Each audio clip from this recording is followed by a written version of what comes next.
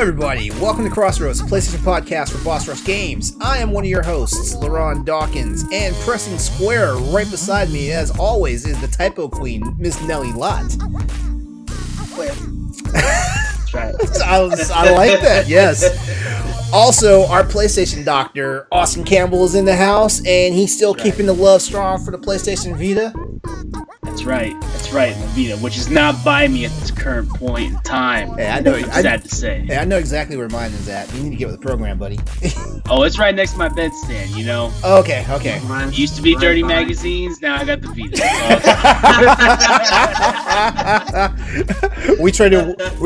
we traded one adult toy for another, that's all. Yep, that's right. Yep. All right, and joining us tonight in the hot seat is someone I like to call the Redfield Bravo. He knows what's up. Everyone, welcome to the show tonight, Douglas Bravo.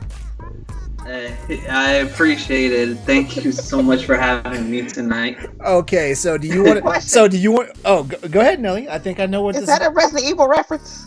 Yes. It is. I like you. Nelly is our resident Alexia Ashcroft. That's why I was like, wait a minute. This Nelly is not just a typo queen; she's a Resident Evil queen. Oh.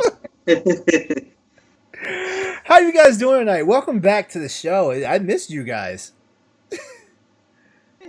Yeah, I mean, you know, I missed you guys. And then I was ready to get back in, just seeing LaRon and Ed go back and forth in the Twitter chat. I was like, man, I can't wait to get back on the show. Ed is such a troublemaker. I'm not sure if he targets me in these chats now. It's like he knows exactly what to say to like set me off. And I don't even realize I've already donned the white hat and put the feather in my head. I'm actually kind of jealous because I feel like that was my job on the show was to get at you, but I can't do it as well as he does, man. I swear, like I mean, you know, my thing is though, it's not so much that I like to fight. I just like to challenge people's perspectives on things. Like for example, like let's say we were talking about Rated Rumble boxing versus Fight Night. Like which one is the better fighting game, right? And Anytime I hear someone come with a preconceived notion about something, you know, it's just like, okay, let's unpack this for a second. Why do you think it's like this? What's the real deal behind there? And I know you guys just like, okay, mute the chat. Now which one's better? Yeah, so that's what it is. Of course, Ed, I love you, man. Like I love the intellectual discourses we have, if it can be called intellectual. Yeah. I just know because I'll listen to stuff while I'm at work, and I'll hear a podcast and da da da or music da da, and then I'll hear ding ding. Ding, ding, ding, ding. I was like, oh, I know what that is. Here we go. My phone does not blow up and listen to LaRon. Yeah, the last couple of podcasts were pretty good though. Arsenal had a wonderful show on Sunday night, and those guys, they were talking about some really good stuff. Like it was almost like a. Well, I mean, Arsenal X is our Xbox podcast show for Boss Rush Games, but those guys, like, you want to see a group of people write a fan letter to like their favorite console system. Arsenal is the group. They do it better than Pal Block. I'll just say it that way. They have questionable breakfast taste. I will say that. I know the cinnamon Eggo waffles. I was like, come on, guys. Yeah, I was like, Eggo waffles. Eggo waffles. I mean, I'm not hating, but at the same time, like, don't tell me that's the best. I mean, my roommates have an 8-month-old baby, and he loves toasted frozen waffles and stuff like that. And I'm not. As greedy as I am, I'm not trying to steal his leftover Eggos. I come in with some homemade buttermilk pancakes. I'm like, okay, exactly. I'm gonna slide my fork on over, you know. And you know, speaking of, you know what? Let's steal a segment from a couple other shows tonight. Let's have our own snack talk. All right. We really need to come up with a name. Well, I mean, Pal Block calls it Snacktindo. Mm-hmm. Yeah. And then I don't know if it's an official name, but Arsenal Snacks, that was the name that got thrown around. Arsenal Snacks, nice. Yeah, so I feel like we're behind. We got to come up with the name soon. Okay, we'll put some thought into it. As a matter of fact, we'll throw it out there to our people that are following us on Twitch. Guys, give us a name for a snack segment that kind of goes along with the theme of gaming, especially PlayStation gaming, if you got one. Hey, we can make a contest out of it. A $10 PlayStation card redeem voucher or whatever. We can make Plate Someone Station. put in the Plate chat Station, I like We already that. got one. We got Plate Station. Plate What's sta- on your plate? PlayStation. Oh, that's good. That's good. Given She there's came no to play. there's no She more. came to play. Yeah, there's no. Given that there's no more trademark on PlayStation, we can take it. Wow. All right. So I know. Okay, Doug. I'm gonna put you on the spot, man. Okay. All right, that man right there loves him some fried chicken. Oh yeah. I'm not even gonna front. Like I never get tired. Tired of fried chicken. Like I cook my own, and sometimes there'll be days that I'm out in the street and I just gotta hit up the chicken spot that I live around. So give me a couple of wings, drums, some fries. I'm set. Since we're talking about chicken, okay, everybody, give me two of their favorite flavors of buffalo wings. Just any two flavors, their favorite. Lemon pepper, Okay. and of course the traditional spicy buffalo. itself. The actual buffalo. Okay. Well, yeah. Oh, you said spicy, so more the kick and less of the butter. Yeah. I make my own buffalo. I like I make my own buffalo sauce, so I know what's up. Me personally, I like honey barbecue and I like teriyaki. Teriyaki, okay, Ooh. good choices. Me, I'm a Caribbean jerk and a garlic parmesan. Yes. I also like Caribbean jerk and mango habanero. Yes, yeah. I love Wow, habanero. mango too. Now, Mango okay, habanero. so since we're on the subject of wings now, bone in or boneless? Bone in. Bone in. Unless you have Buffalo Wild Wings, then boneless. Because Buffalo Wild Wings. Yes, yeah, that is true. Just give me the chicken. I don't give a damn. Throw that out there. I can't fault that answer. I can't. Now what? Fried chicken though. What about fried chicken? What's the best the best fast food? I would assume just because homemade's always the best. the best fast Oh, food yeah. the best fast food fried chicken. I'm gonna say me personally because wait a minute, wait a minute, Austin, you're an instigator because we had this argument with Ed a few weeks ago Maybe. in the chat. And I need some more emphasis. I need some more help on this. I said for me, it can go either way with either Popeyes or Bojangles.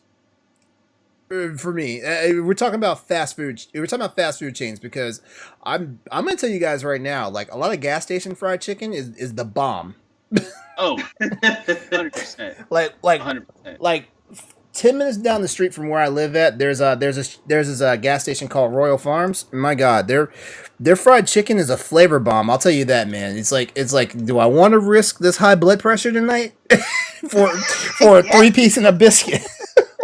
Dude, I'm not gonna lie. Hey, sometimes you got to think risk versus reward. So what are you getting out of it besides the blood pressure? For real. The reward is worth it. It's worth it. God.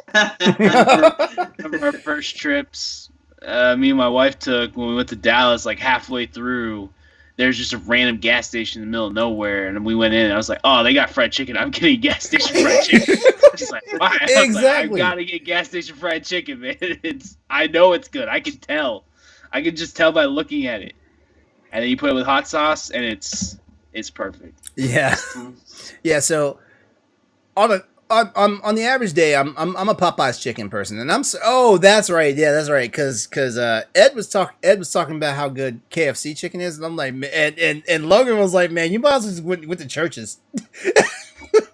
No, to be fair, Dude, to I be hate fair, churches so much. I hate churches.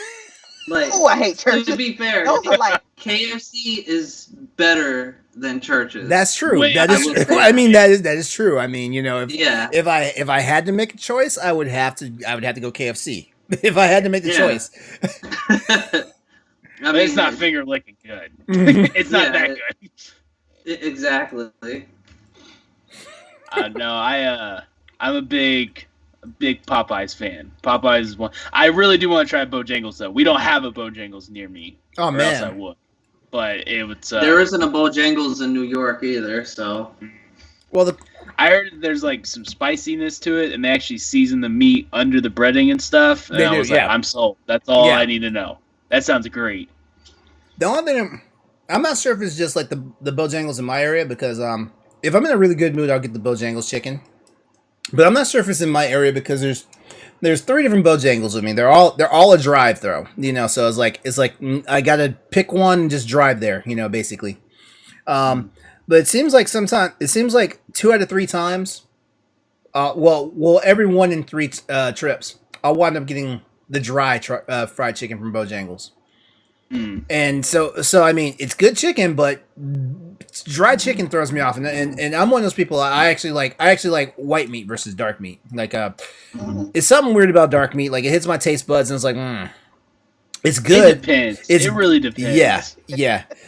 My thing is my taste buds kind of react a weird way to like that game taste of most birds. So I like duck meat, but like it's really gamey. Of course, I'm not the biggest fan of turkey. Of course, Yeah. I'm actually a big white meat fan on turkey more than dark meat. Yeah. Dark meat's really gamey. Yeah, I do like I do like quail. And I do like squab. but those I've had quail. I don't even know what squab is. Squab is kind of in the same. Squab is like a smaller version of a Cornish hen. So you already know Cornish hens are small, so squabs are smaller than that. Yeah. oh man. No, I've had a Cornish hen, but I've never had a squail or a squab. Let me ask you this. This is a big debate in the Midwestern area. So I don't know if you have these 3 places. Raising Cane's, I've heard of it. Zaxby's, We got Zaxby's. and Slim Chicken. Don't know about Slim Chicken. We don't have those up here in New You don't have York. those up there? Okay. We got Wingstop up here. I love Oh, Wingstop. Wingstop, yeah. Number 1. Wingstop's number Wingstop 1. is Yes. hidden, boy. Yeah. I'm not gonna lie. And we also have an actual chicken and waffle spot out here on 23rd Street. Wait, Ed. I mean, not Ed. I'm sorry, Doug. Doug, remember? Because Doug Yes. used to live in the same area that I live in. Doug, you remember you remember how we used to go to freaking what's the freaking anime? NekoCon, like every year. Yeah, I remember now. And we would run up Coliseum and hit up Wing Spot. Remember that place? The chicken and waffle place? I remember Wings. Yeah, I remember that. Yeah. That's Pizza Hut, isn't it? No. Pizza Hut. Oh no, Pizza Hut it's calls their chicken station inside their restaurants the Wing Spot, but no, this is actually and it's because they have every Wednesday Pizza Hut does their 99-cent wings thing. Yeah. That's why. Hey, Yeah, but Wing Spot Wing Spot did a chicken and waffles thing, and they had this sweet potato waffle. And man, Ooh. let me tell you this though. This waffle was so good you did not have to put syrup on it. That's how good it was. That's the best kind Yeah. of waffle. Yeah. Yeah. I am not a huge fan of syrup. Like when I put on mine, I put very little syrup. The little syrup, the better. Same thing for like meat, like barbecue meat. The less barbecue sauce I have to put on it, the better for me. I like the taste of the meat, taste of the waffle. Mm. You know what I like when they put the little, I guess, like the powdered sugar or whatever it is on like the waffle or the French toast. Yeah. I'm like that worked for me. I'm like that works perfectly instead of just putting maple syrup on a waffle. Well, the trick to, and this is the cook in me coming out now. The trick to doing chicken and waffles though is because the chicken itself has that salt factor to it. You don't want to go ham on the syrup. If anything, you want. If you think you want to drizzle it, just like the same way they would drizzle icing on like a cheesecake or something. You know, it's just really small strands of it and stuff like that. Hey, what's up, Dire Corpse? How's it going? You are right, Dire Corpse. It is Wing Street. Or at least it is in Oklahoma, too. Yeah, that's what it was in Texas as well, Wing Street, now that I remember it. Which I will lie, Pizza Hut's wings is low-key pretty good. It's pretty good for what they are. For what they are. Yes. I'm thinking about putting in an order right now. Their garlic parmesan is good. Bro. Their garlic parmesan is really good. Actually, Domino's does pretty good with the wings too, but they only have like 4 flavors, so it's not hard to mess those up. Mm-hmm. Yeah. Yeah, those habanero. Am I saying it right? Yeah. Habanero. Yep. Love those. And that sandwich. All right. Sorry. All right. So I guess we can go ahead and get started with the show. All right. So crazy. It's been nearly 3 weeks, and we should all be caught up in the PlayStation euphoria, but naturally characters out there are making it a real pain in our asses for gamers around the world this holiday season, and is causing Sony to become really creative with solutions for how we can get systems this time around. But it's not going to be all doom and gloom for tonight's show as we start talking about some of the topics that we love. So before we get started, let's do some housekeeping. Welcome to episode 14 of the Crossroads, the PlayStation podcast of Boss Rush Games. Each week we come together to bring you the latest in news, rumors, games, and discussions in the world of PlayStation. Crossroads is live here on twitch.tv/Exodus803. I will keep saying that it is our new home until it gets old. On Tuesday evenings at 8:30 p.m. Eastern Standard Time. And we're glad that you all out there can join us. Thank you. Welcome. And be part of the conversation. If you can't join us live, be sure to head over to youtube.com/BossRushGames or your favorite podcast service every Thursday to listen to the show.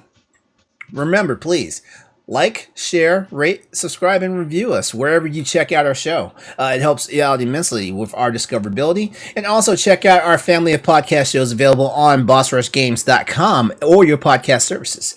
All right, so before we jump into tonight's news and events, here are some PlayStation blurbs the Crossroad crew thought you might be interested in. Starting off, number 1 is Rocket League Season 2 is arriving on December the 9th. All right, so Rocket League, the longest season. It is, right? How long was season 1?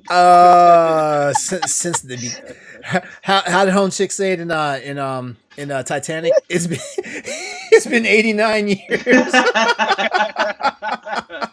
Oh my god! The fact that you quoted. God, even Fall Guys. Was it 84 or 89? Did I misquote it? Oh. What is it? Call of Duty has how many seasons so far? All right, Rocket League is promising to get loud with Season 2, bringing with it a music theme and a ton of new content.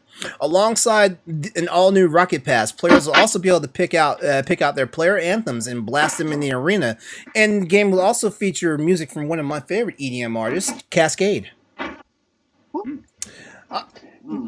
Next up, keeping the information rolling, Fall Guys teases a Season 3 announcement for the Game Awards show. The official Fall Guys Twitter account is teasing an announcement on Season 3 set to be made at this year's the Game Awards. By the way, have I told you guys how much I really am not a fan of the Game Awards? Have I told you guys that? I'm not a fan of award shows regardless. You know what? I don't think award shows solidify anything because at the end of the day, everyone's going to have their own opinion. True. On either whatever game, entertainment, all that. No, I'm not. And no, Austin, to answer your question, I am not jealous of Jeff Keighley's relationship with Kojima. As a matter of fact, I've always felt like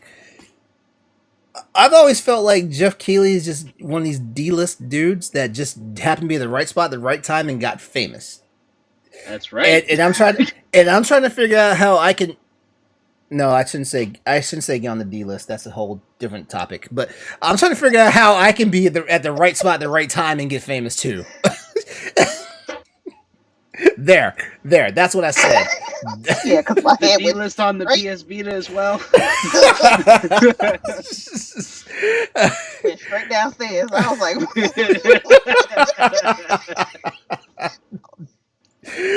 Oh my Oh my god! God. Oh my god! You guys are a trip. You guys are a trip. All sorry, right, it's been a while. hold on. Let me finish this blur. All right, so the tweet from the Fall Guys Twitter account shows off Penguin. I'm sorry, Pegwin. Pegwin, a bow tie wearing penguin who looks set to cause trouble in the upcoming season, which has been aptly titled "Fall Guys Winter Knockout." I like that title. I like that. That's a cool name.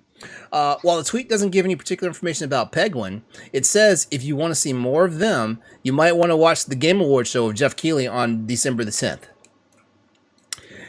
There we go. So I just plugged Jeff Keighley in the Game Awards like 4 times now. There we go. I'll be watching.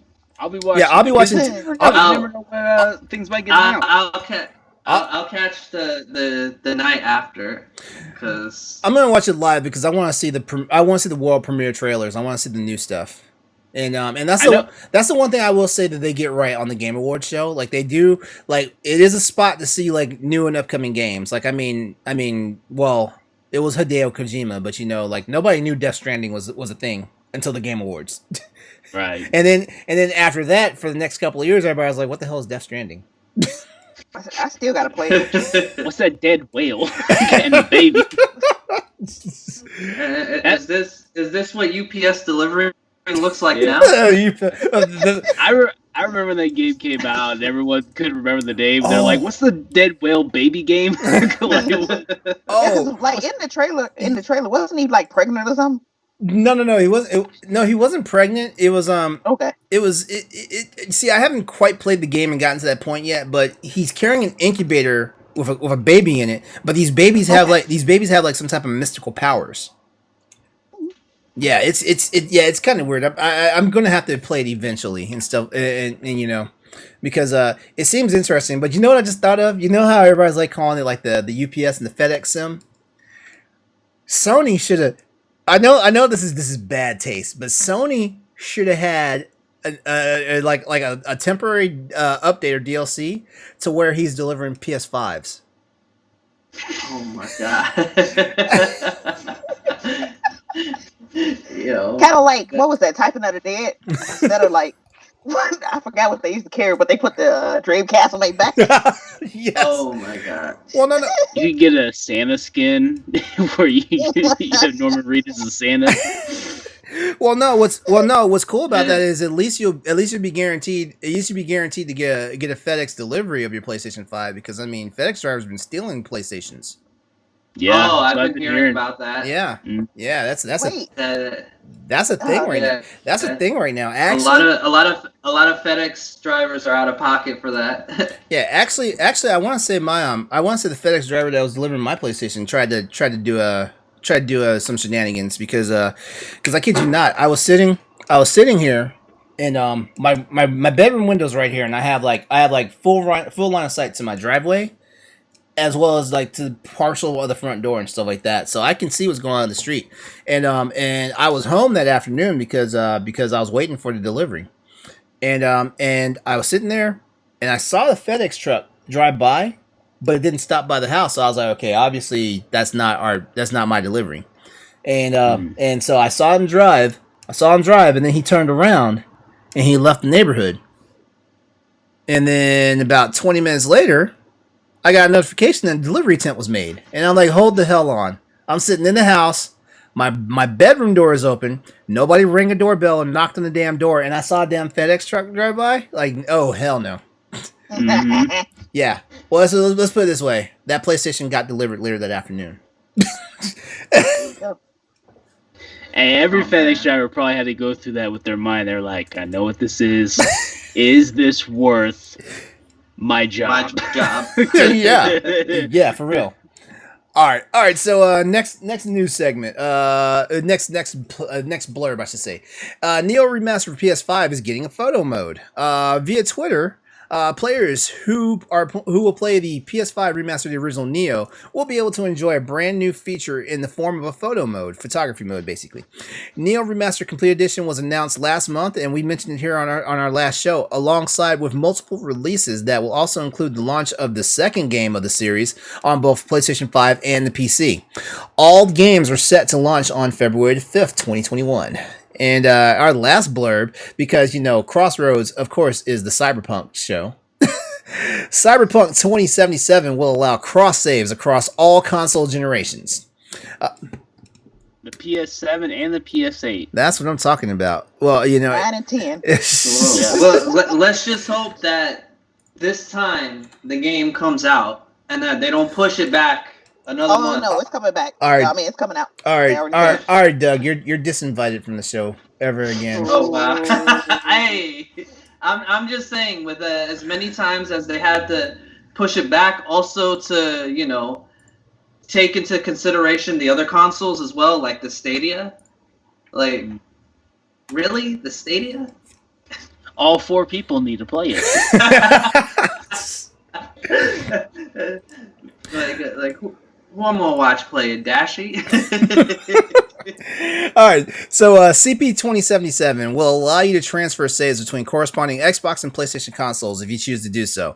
Cyberpunk 2077, of course, is one of the first major games to release in the wake of the arrival of both the PlayStation 5 and the Xbox Series X and S. And CD Projekt Red has introduced another feature that gamers are going to love: cross saves across your system. I love it. The studio recently tweeted that cross saves for Cyberpunk 2077 will be implemented across all compatible consoles.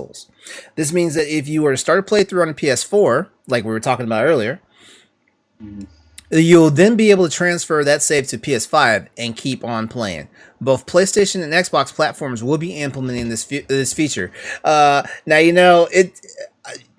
I love the wording here because our buddy Ed Varnell is like really up in arms about the Mass Effect Remaster Collection not coming to the Switch. and he was caught up in the jargon that said it's coming to consoles and PC, but the Switch was not. But the Switch was not named. So yeah, that's where you have to read the fine print. Well, just because it says it's coming to consoles doesn't mean it's coming to every console. Yeah, you're right. Yeah, it's one of those things where if it says coming to all consoles, then yes. The Switch will probably be included in that, but if not, if it just says consoles and PC and maybe Stadia. Okay, I'm being a jerk now. I'm sorry. Oh my god! So start. I mean, you can't really say anything until it actually comes out. I have a theory. I have a theory about why the Mass Effect collection is not coming to the current Switch system. It's because a new Switch is coming. That's why. Yeah. That's my theory. Joy drift is out. Trust me. Just like Nikolai said in Resident Evil 3, like you print money. Like EA wants that money. I love money. EA wants that money, and they know for sure there's a market for people to play Mass Effect. Hell, oh yeah, I will buy Mass Effect. I've already bought Mass Effect twice. I bought it for the PC and I bought it for the PlayStation 3. I will buy the damn. I'm planning on buying. Well, I don't know if I'm planning on buying the remaster. I don't know yet. Like the remaster. Well, actually, for a $60 price tag and all the DLC and stuff you get in it, I will probably make that plunge again if the game looks beautiful enough for it. Because I've already got. My roommate has Mass Effect. I've never played Mass Effect. I watch people play it though. Yeah, just watch people play it. I mean,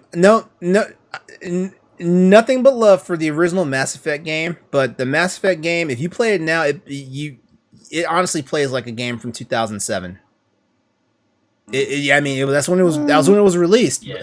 It's funny because like Mass Effect 2 comes out and it doesn't even look like the same game, but it is the same game. It has its core, but it looks completely different and the gameplay has changed and all that stuff. And I've been playing Mass Effect for my replay on my YouTube channel, and Mass Effect 1 has been painful. I'm almost at the end of it though. I've just been and that's also a testament to how painful the game is, because like I should have beaten this game months ago. so I could have gotten Mass Effect 2, but I'm still slogging through it. All right, but those are our blurbs for tonight. To get the scoop on all these blurbs, links have been provided in our Twitch stream chat. Go check them out and then continue the conversation with us on our Twitter page at @PS_Crossroads. Now it's time to break into the news and events for this week. And the first thing we're going to start off with is Xbox's Phil Spencer is extremely impressed with the PlayStation DualSense controller. You know what? Hey. I like this. You know, Phil Spencer. Game recognizes game. Exactly.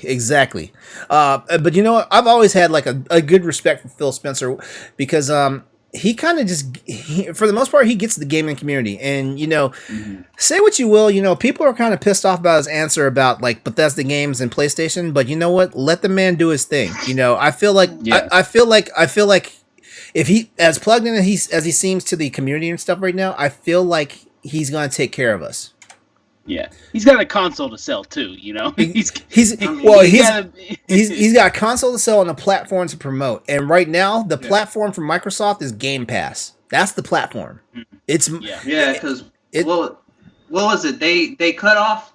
Well, they're cutting off their Xbox Live and their whole year, and they're pushing the Game Pass a lot more than expected. Like for a whole year, you know, you can pay for Game Pass for like a whole entire year, and you know, you'll get a whole bunch of games to play and all that. But I think like one of the big problems too that some people have when it comes to Xbox, and I see a lot of people complain about it, is that they don't really have many exclusives, which, you know, ended up being them buying Bethesda the way that they did. Because, you know, we all need Skyrim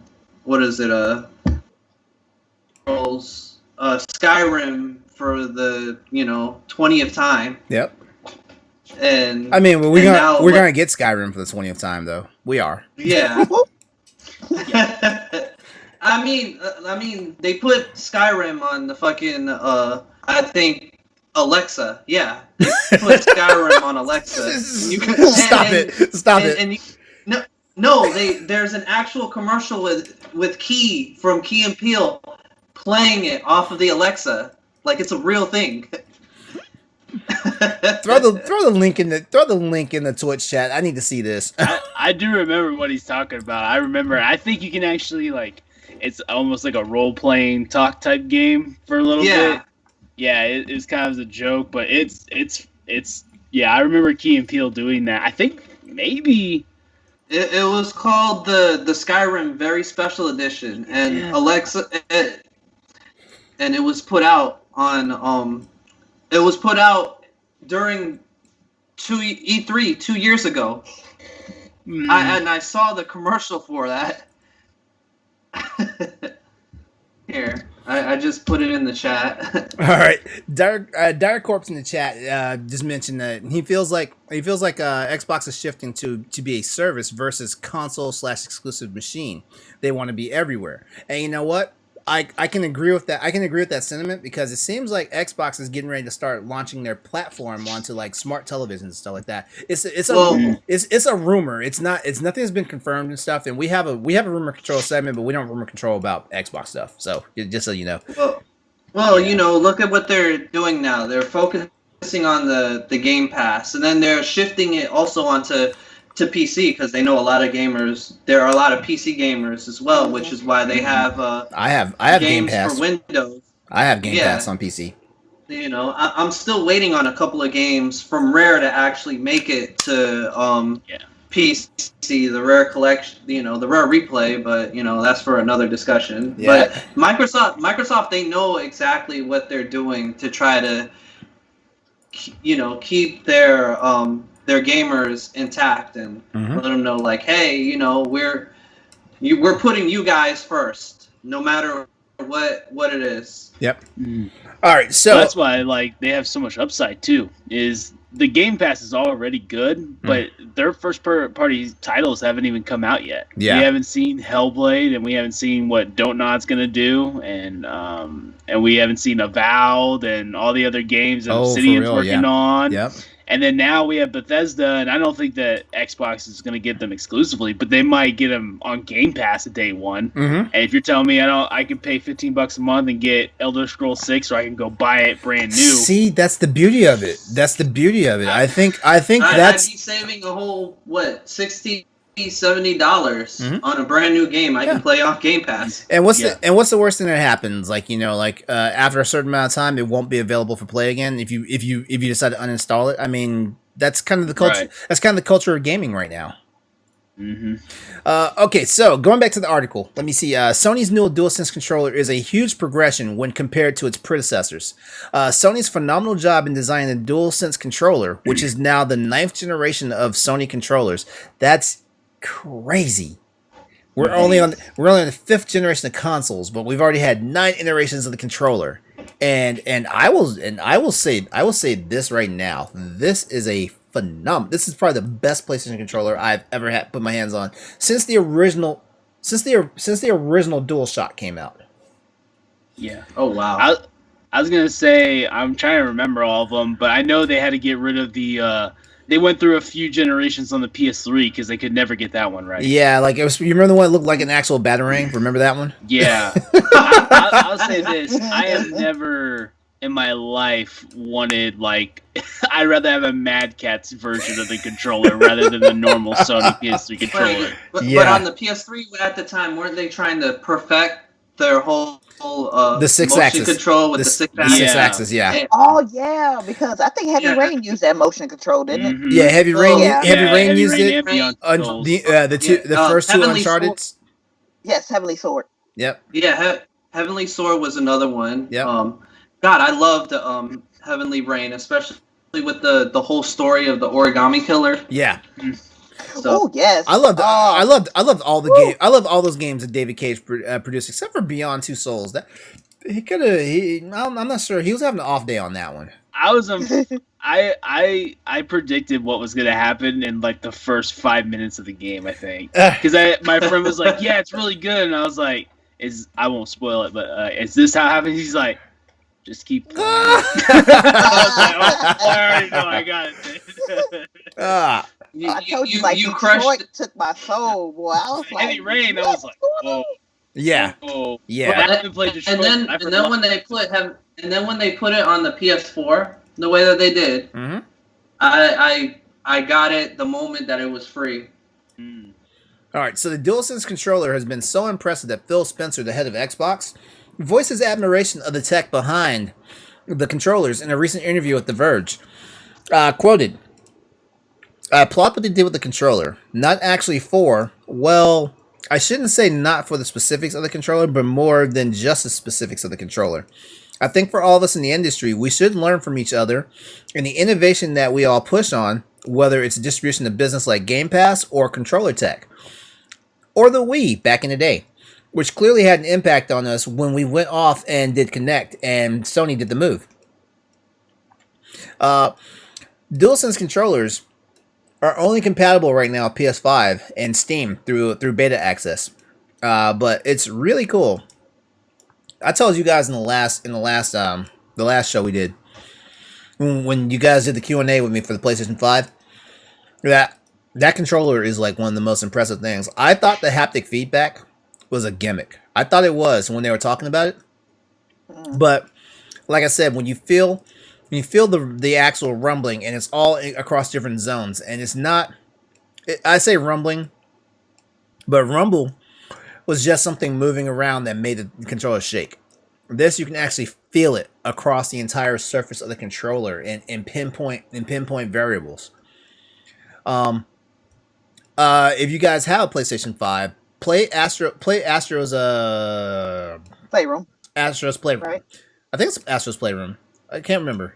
I haven't beaten it. Yeah, it's also, Astro's Playroom. Also, Astro's Playroom is one of the easiest platinums you can get on PS5 Yeah, right That now. would be the first thing I play. Yeah, it's one of the easiest platinums you can get. As a matter of fact, and from what I've been told, you can get the platinum in like an hour.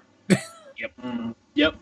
But yeah, just certain things like the controller has a microphone that you can here's something cool about it, and this is more of the controller plus the PS5 thing. I just found out there's a feature.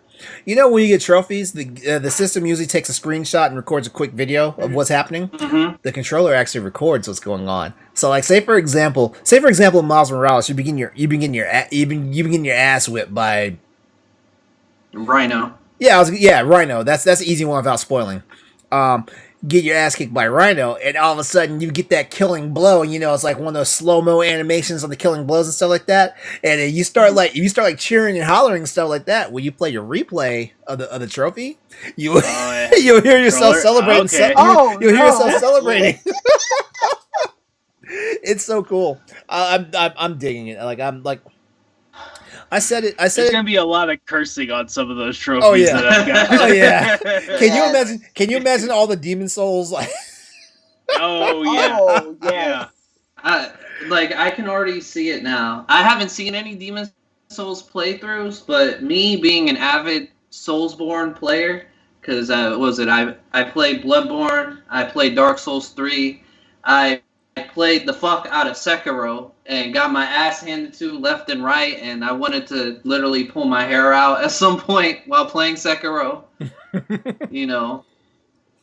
Seeing Demon Souls and all that.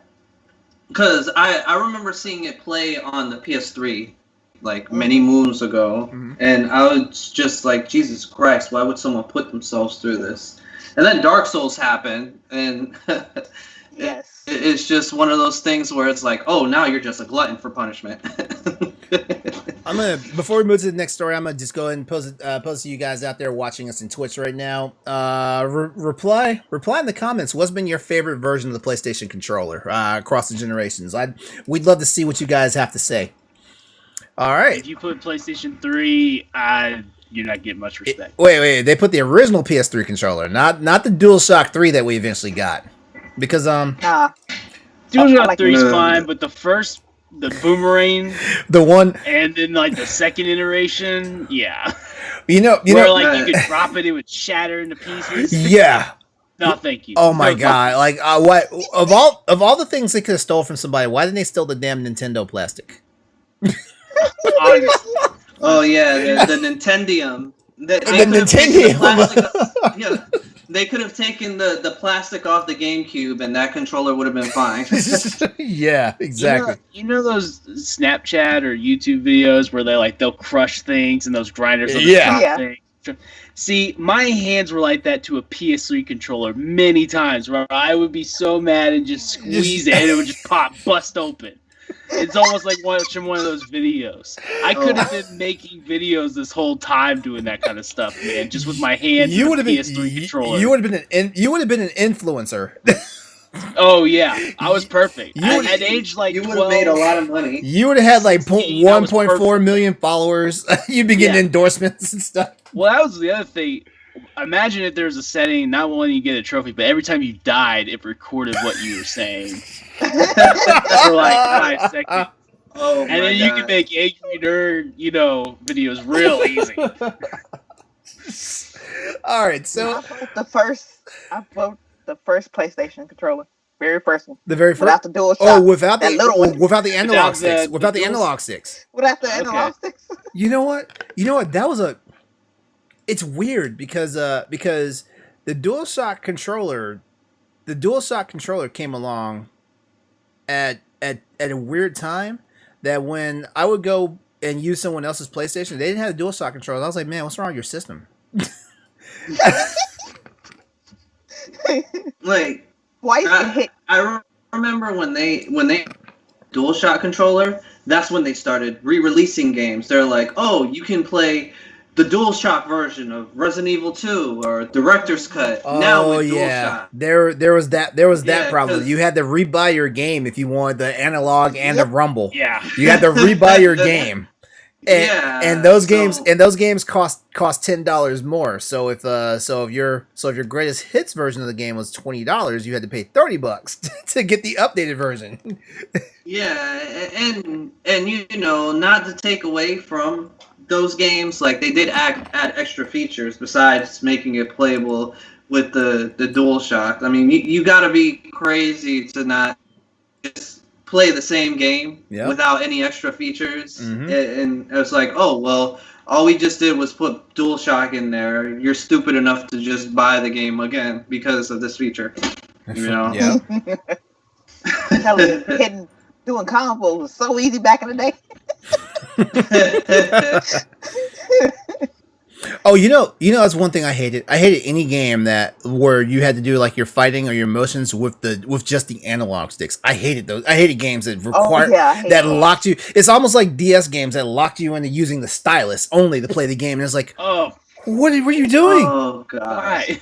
What are you doing? And I think there's a directional pad. There's an A and B button. Why do I have to use the stylus? Like, what's the matter with you? Right? I remember the first game that I got. I don't know how old I was. I was maybe 11 or 12 when I got Diddy Kong Racing on DS. And they're like, you can use the stylus to race. And I was like, why on earth would I do that? Like, go ahead, try it. It'll be fun. No, this is not fun. I don't want to use a stylus to race a car. I forgot they remade Diddy Kong Racing on the DS, and the fact that they had to pull some characters out because they belong to Rare, like Conquer and Banjo. Yeah. And had to replace them with Dixie Kong's sister, Tiny Kong, from DK64, and a couple of Kremlings or something like that. So. Yep. All right. So let's go ahead and move on because here's a topic that's gonna cause some frustration. PlayStation 5 Direct was trending on Twitter yesterday. And what did it do? It just caused gamers to vent their frustration over PlayStation 5 pre-orders. All right, so let's unpack this. All right, so the PlayStation 5 has been a highly anticipated system since it was revealed, and the gaming community has been wanting to get their hands on the console as soon as they could get it. While some have managed to secure a PlayStation 5 system at this point, many others are reporting issues with ordering online, which is a necessity for people in quarantine or a social distancing situations. Sony, in an attempt to try and take care of customers and fans, launched a by invitation only service that many on the internet have now dubbed PlayStation Direct. Okay, I'll just say this: when I saw PlayStation Direct, I was thinking, oh man, Sony is just giving zero fucks right now, and they're just going to be like, here's our drop. This is what's happening. Yeah, when I saw PS Direct on Twitter, which was like right after work, I saw this, like, oh my god, there was a PS Direct. I missed it. There's gonna be all these new games. There's gonna be God of War is gonna show up. Ratchet Clank gameplay and Gran Turismo gameplay. I'm like, I am set, and it's like, nah, it's just a direct link to go order you a PS5. And guess what? It was. Once you saw it, it's already too late. Yeah, it was really like, oh, really? This is how you do? That's basically what it was. You were supposed to get it 10 seconds before we posted it. That's what you. Yes, exactly. And you know, the thing with Sony is like they push out the PS5. They push it out. They market it and all that, and they say, oh, there's going to be consoles for everyone, but they don't really do anything when it comes to the bots that are buying them all up and then posting them on eBay or Amazon. And then it's on eBay or Amazon allowing for this shit to go down. Oh yeah. Oh, don't worry. We're gonna talk about that in a later segment. Don't worry. Yeah, I saw an article on that. Don't worry. We're gonna talk about that in a little bit. Just seeing that link, I'm like you sons of bitches, you know. I'm sorry, but I'm like, you dirty motherfucker.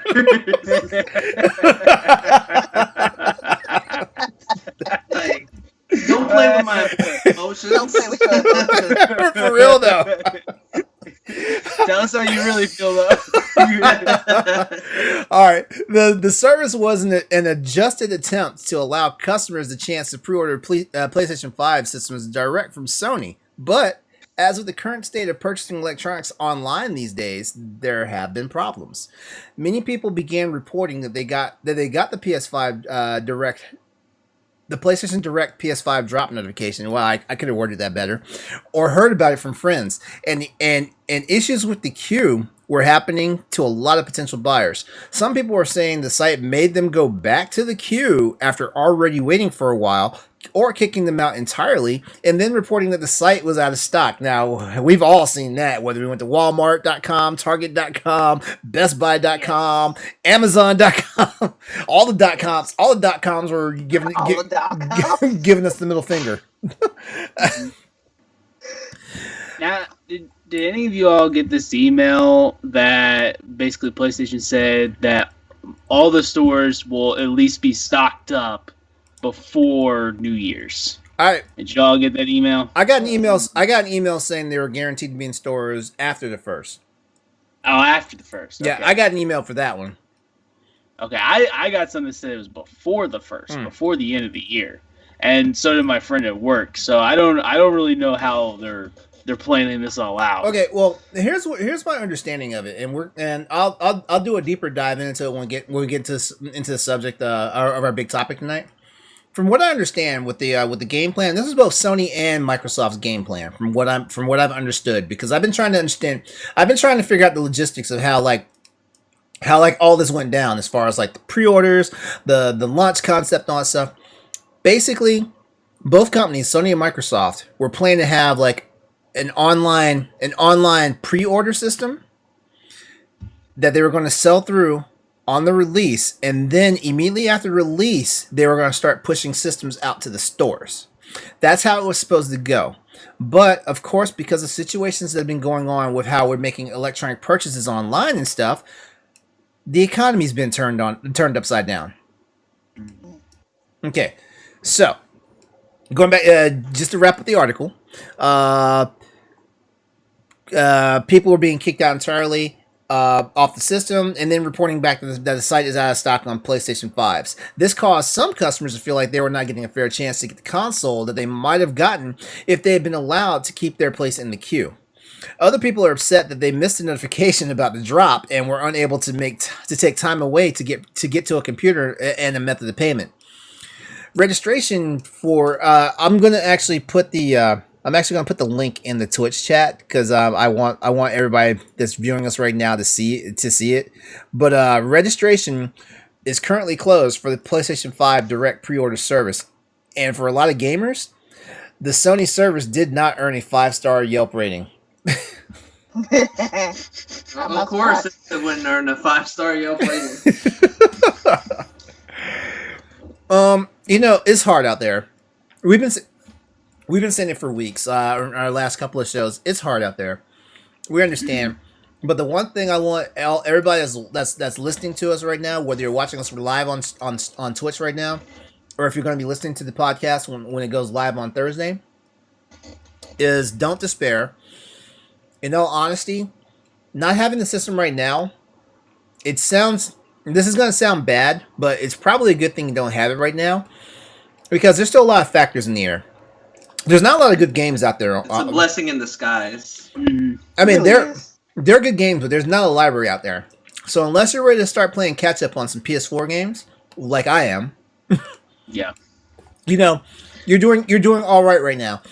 What I normally do, because the PlayStation 5 is the first system that I've ever thought about getting at launch since PS2 days.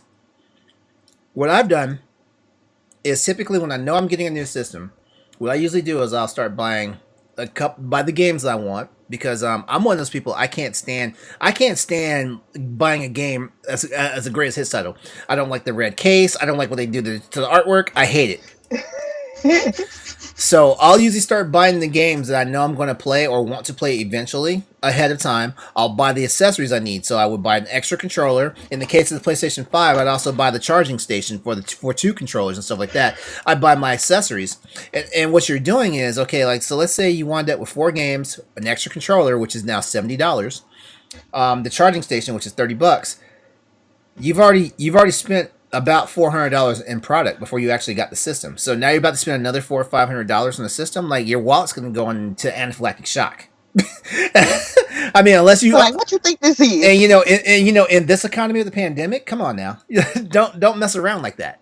Like plan your purchases and stuff like that. And don't get me wrong, like I'm not trying to tell anybody out there how to spend their money. You spend your money whatever way you like, whatever way makes you happy, whatever way you feel is responsible. But all I'm saying is, like, right now is a good chance to actually catch up and get your games that you want, and just make sure that you actually have some things to use on your PlayStation, so you're not just jumping on PlayStation Plus and downloading PS4 games, because you can't afford to get anything else right now.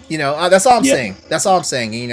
It's just one of those things where like make good decisions out here because you never know when you might walk into work and find out you're getting furloughed or worse. You never. No. Yeah, you never know. You never know when like the $1,000 you might have to spend on the PlayStation 5 plus games and accessories and stuff like that. You might not know, like something can fall in your house, and then you need that $1,000 you just spent to do repairs and stuff like that. It's one of those things. So that's all I'm saying. I'm not telling anybody how to spend their money, and don't think that. If you think that though, find me on Twitter at EXODUS803. We'll have a conversation about it. And Final Fantasy VIII. I already. Everyone send your love mail for Final Fantasy VIII to LaRon. He will absolutely love it. Send him all your fan art. Look, you should be able to play it now that there's a remaster of the game, LaRon, in peace. It ain't where you can save the game and not have any issues with saving. I see what you guys are doing. I already told Mamoru we were calling a truce just for tonight about Final Fantasy. The Lord is testing me. Yes. Hey, plus she came with the PlayStation, so now you really can't say anything to her. I know. Oh, we know LaRon has bought 4 monitors and 12 PS5s. And that's why he's got another monitor. We know. He's got to make his money back somehow. Yeah, that's why he's saying it's good that you don't have the PS5 is because he's got them all. He needs someone to buy them. And you get a PS5. And you get a PS5. 4,000. 4,000. Oh my god, I can't with you guys sometimes. Oh, he's getting all. Oh no! Who brought OnlyFans? Oh no! Who do you think? I'm just saying, I'm not on the LAN party Twitch. Nick and Lexa don't do it, so I'm just saying there's only one person it could possibly be talking about OnlyFans. Oh my god! I'm gonna make sure to crash. No, I'm not gonna crash trash talk. No, I'm not ready for that venue. No, you can trash half of it. You can at least trash half of it. We all know. I think you can hold your own. Yeah. All right. So, in some good news, our next news topic is actually pretty nice. The PlayStation Store end of year deals promotion is now underway. On the PlayStation blog, it was announced that there's been a kickoff for the PlayStation end of year deals promotion, and December might just be one of the best months to get some of the hottest titles offered from the PlayStation Store. Here's a short list of games that are available on the site, and I'm also going to give you guys some prices because I know you guys. Sales and sale prices is like porn for some people. So here we go. Get ready. Hey Logan, get your napkins ready. All right. Trader. All right. Far Cry 5, the New Dawn Complete Edition, is now on sale for $24.99. It's normally $100 on the store. Assassin's Creed Odyssey Gold Edition, $24.99, a sale from $99.99. Persona 5 Ultimate Edition, $19.54, on sale. Wait, the first game worth. Persona 5 Ultimate Edition is on sale for $20. For under $20 right now. It is. That's not the. Wow. It is normally $85 on the store. Yep. It's not P5R, is it? Let's see. Hold on. I'll open the link right now and find out. Yeah. But let's see what else we got. Dark Souls 3 Deluxe Edition is $21.24 right now in the store. That's believable. Versus $85. Death Stranding Digital Deluxe Edition is $40.19 from the normal $60 price. Shenmue is on sale. Shenmue 3 is on sale for $18 right now from his normal $60 price tag. Red Dead Redemption 2, the Ultimate Edition, $34.99 on sale from $100. That's actually a game you want to get because because that game, if you don't have a PlayStation 5 yet, that game has already been day one optimized for PlayStation 5. So as soon as you get a system, you don't need to buy a new disc. You don't have to buy a new disc. Yep. I cannot That wait. game, quite a few games actually, including Resident Evil 2 and 3 remakes. Yeah. Actually, most of these games I've named have already been optimized for PS5, so you can get the PS4 edition and be good to go. Tom Clancy's Ghost Recon Breakpoint Gold Edition is $25 right now on sale from $100. Metro Exodus Gold Edition. This game, for a game that I don't play, I hear a lot about it, and I hear a lot of good things about it. It's currently $22.74 on the store right now from the $65 price tag. The Injustice 2 Legendary Edition is $12 right now. All you fighting game people out there, I just made y'all's day. And one that's actually got my eye, which is kind of on sale, but it's not really a big sale, but I still may purchase it. The Mega Man 30th Anniversary Bundle is $40.19. It's worth it. Yeah, That's 1 through 6, all the X games. wait, no, And it's 7 to no, it's all the numbered games. So from Mega Man to Mega Man 11, the newest one, Okay. and then it's all the Mega Man X games. yeah, from X to 8. Yeah, so that's an actual. Now, can we add those Legends games in there as well? You're asking too much. Yeah, I of know, Capcom. I know. Isn't that like a sore spot with Capcom right now? Legends and Tron, aren't those? Isn't that the sore spot with them right now? Well, yeah, that, and then of course the other thing with what happened to them with the leaks. So Yeah. Yeah. yeah, Persona 5 Royal Deluxe Edition is half off, so it's $35 right now.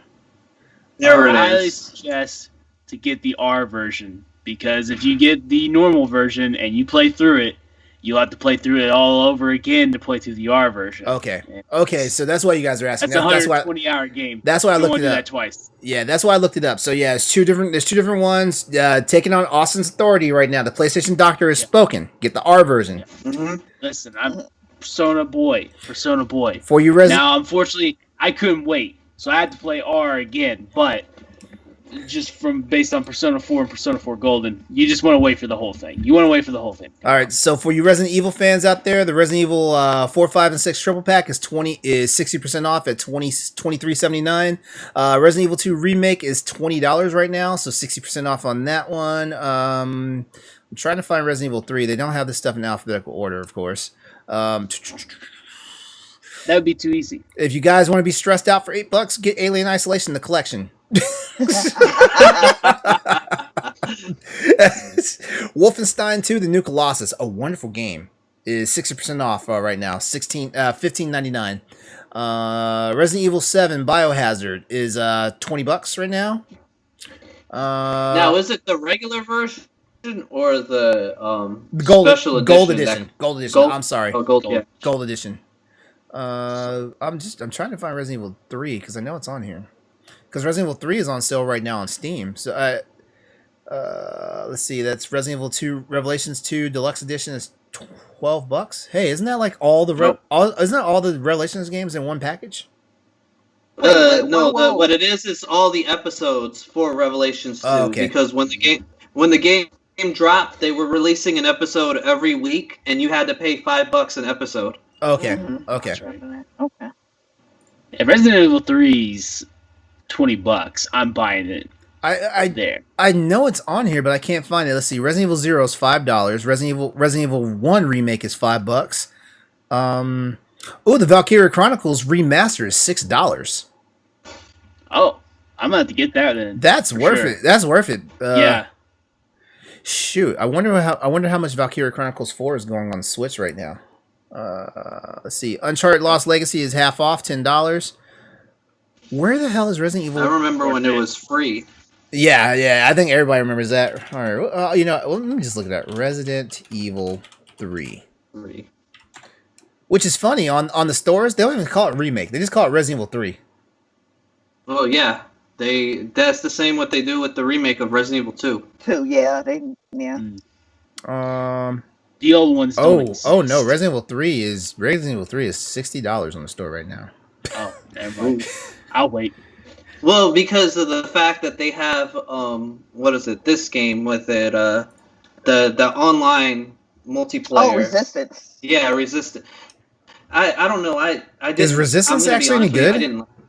I didn't like Resistance. I didn't like it at all because I feel like I feel like Resistance is Dead by Daylight with extra steps because it's one mastermind versus 4. So hold not on. to be confused with the Resistance trilogy. Yeah. Which is amazing.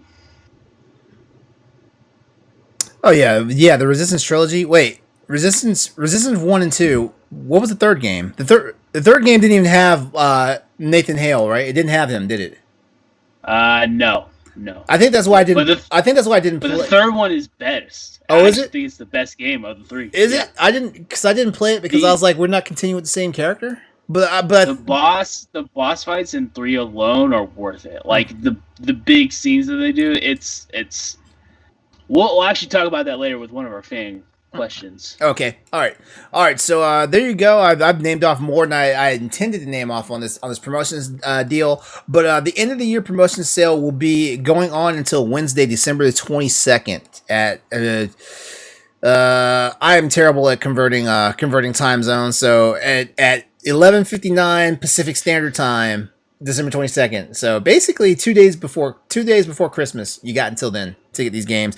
And knowing Sony, like, they've still got a flash sale coming up. They usually do one flash sale a month. So there's probably going to... And there's a Christmas sale too. There's always a sale during Christmas. Oh yeah, that's right. There's like 7 days of Christmas sale that Sony does.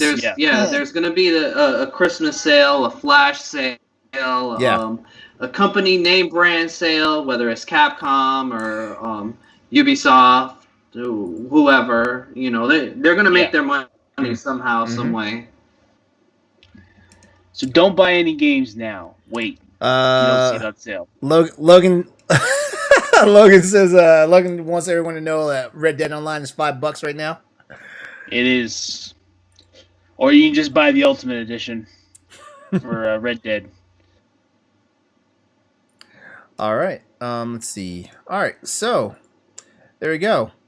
All right, we got one more news event to talk about before we get to our big topic tonight, and that news event is the Golden Joystick Awards show that Games Radar puts on every year.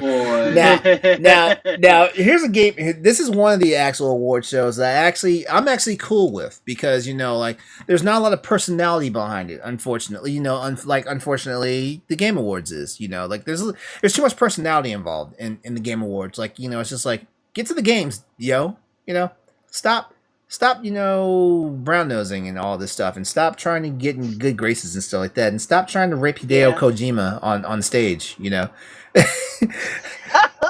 I guarantee you, Kojima had Stranger Danger that first year he was on the Game Awards. I guarantee you. All right, but anyway, when it comes to gaming awards, one thing is sure to happen. Controversy. Everyone is going to feel that their favorite games, their favorite genres, their favorite developers and publishers are being snubbed. It doesn't matter. It doesn't matter who wins. It doesn't matter who deserves the awards. This is how it always goes. It's kind of the nature of the beast that when you have a small portion of people telling the masses who and what they should be playing, that you're going to have these reactions. The Golden Joystick Awards 2020 wrapped up over a week ago, and how shocked are we that Naughty Dog and The Last of Us netted a record-breaking 6 trophies? How shocked are we at that? Are we shocked? I'm not surprised, but I'm kind of disappointed because I feel like a lot of the votes that were there for Naughty Dog and The Last of Us 2 were mainly critics that gave the game its high review instead of the people that actually played it and reviewed it in a fair way to say like, yo, it's not really a 9.5 out of 10. It's not a 10-star game. This game is, I'm going to be honest with you, like, the graphics look great, and it might play in a way different from the first game, but the story is ass. Like, the story's straight garbage. And when they went through whatever they, like, I like the idea that they talked about before about having an open world and so many different side missions and all that. They could have done that, but instead they try to force feed characters into players that they just don't like, for one. And even when the game came out, the people that liked the game were trying to shame the people that didn't want to have anything to do with the game because of the fact that how bad the story is. I've seen people post in Facebook groups like, oh, you're saying this about this game because you can't afford to buy this game. What? Why am I going to waste $60 on a game I can watch someone play and then make my own determination on whether or not I want to get it based on the story and all that? Like, the game looks good physically, but you know, everything else about it, like from them rushing to kill Joel to the back and forth between Abby and Ellie, I don't know, I just wasn't feeling it. And I feel like there's a lot of pandering going on too in the game. That's fair. I mean, hey, I'm not gonna say anything. Like, I'm a fan of The Last of Us, but I haven't actually had a chance to play The Last of Us 2 yet. Like, I prefer the first game over the second game. You know what? I will say that right now, just based on the fact that I have played and beaten I have a very serious connection to The Last of Us, and I guess that's why I'm one of those people that when I heard it was coming, it became one of my most anticipated games. And you know what? They're lucky. They're lucky they got it out before Cyberpunk came out. They're lucky. Oh yes. Yo, I swear when like Cyberpunk got delayed, everything dropped. And they was like, this is it. I don't know, like, I feel like Ghost of Tsushima should have taken at least some of those awards. You are not alone in that. There's a lot of people that say Ghost of Tsushima actually outpaces The Last of Us 2. Yeah, and the thing with Ghost of Tsushima is because of the fact that Sucker Punch did it, that game got so much reception, the producer of Yakuza got jealous and felt like, you know, he was like, yo, this game is great. I wish we would have, you know, one of us as a Japanese company would have been able to make this game. I remember reading that. Remark. I remember that.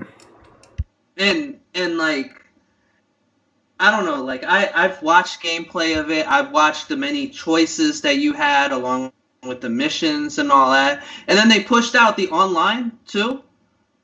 So that's something to look forward to with that game as well. Like, I want to get that game. I haven't been able to get it yet because of... I'm waiting on that game. I'm waiting on that game. The price drop. Like, I refuse to buy it. I refuse to buy it to play it on my PlayStation 5 at full price. that game's been. That's what that is. You know what? I blame Nintendo for this because Nintendo has these AAA titles that have been out for 9 damn years and they're still full price on the damn shelves. Yes. I blame Nintendo for this. Nintendo started this and they created this habit in me that I'm like, I will wait until this game drops to a reasonable price. And this game, that's what took me so long to buy Fire Emblem Three Houses, because Fire Emblem Three Houses, like, the game's been out for a little over a year. Every time it goes on sale, I miss it. And what is it?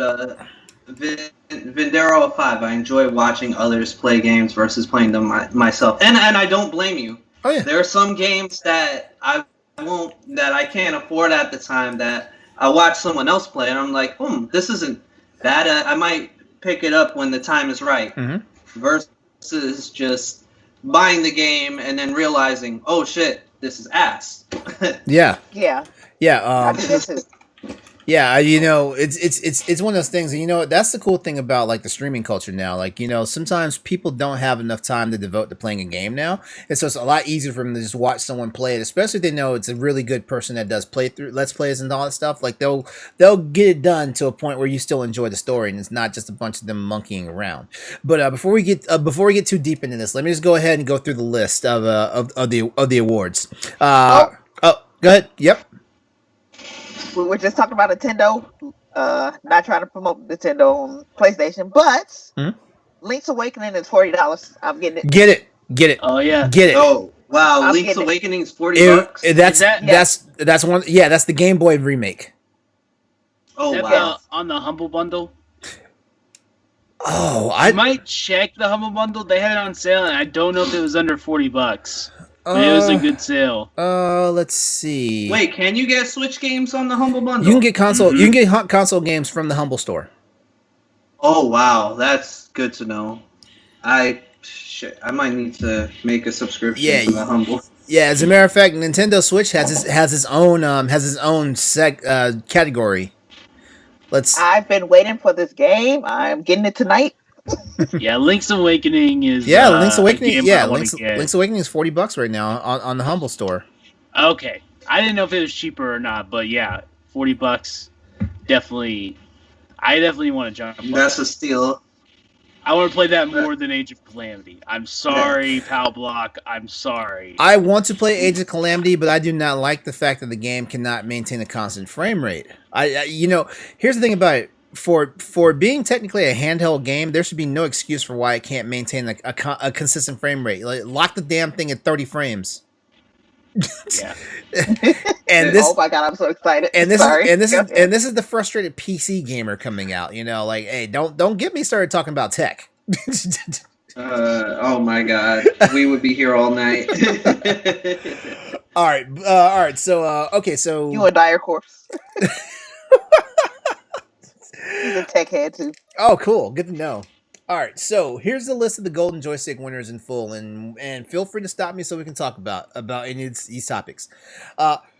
Best storytelling goes to The Last of Us 2. Best multiplayer game, Fall Guys. Best visual design, Last of Us 2. I kind of question that one. I kind of question that one. Best game expansion, No Man's Sky Origins. Okay, now here's one thing I can say about No Man's Sky Origins. That is, they've been doing their best to dig themselves out of that hole that they got themselves into when No Man's Sky launched. So like the fact that the expansions are starting to redeem the game is a testament to how this is when the developers understand what gamers want. This is how you know. They were like, yeah, we fucked up when we launched, so we're going to fix this as soon as possible. Let's see. Mobile Game of the Year, Lego Builder's Journey. I don't play a lot of mobile games, so I'll just say maybe that is a good choice.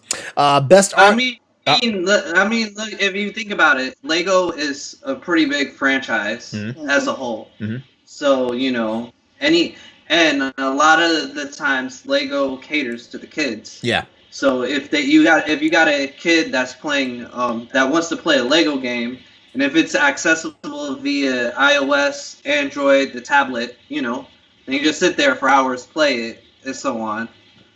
So that, to be fair. Yeah. Let's see. Best audio goes to Last of Us 2. Best indie game, Hades. I can respect that. I can definitely respect that.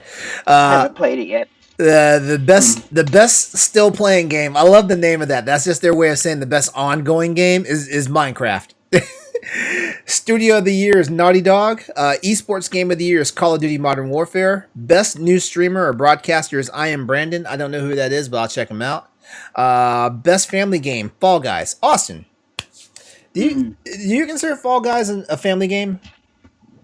I mean, it can be a family game. Yeah, I mean, but the only problem is you can only play it. There's no co-op, couch co-op. Uh-huh. When I think of family games, I think of like games that you're able to play with your kids. The same people in the room. But like Mario Kart, or Yeah. Like I would consider Moving Mario out. Kart to be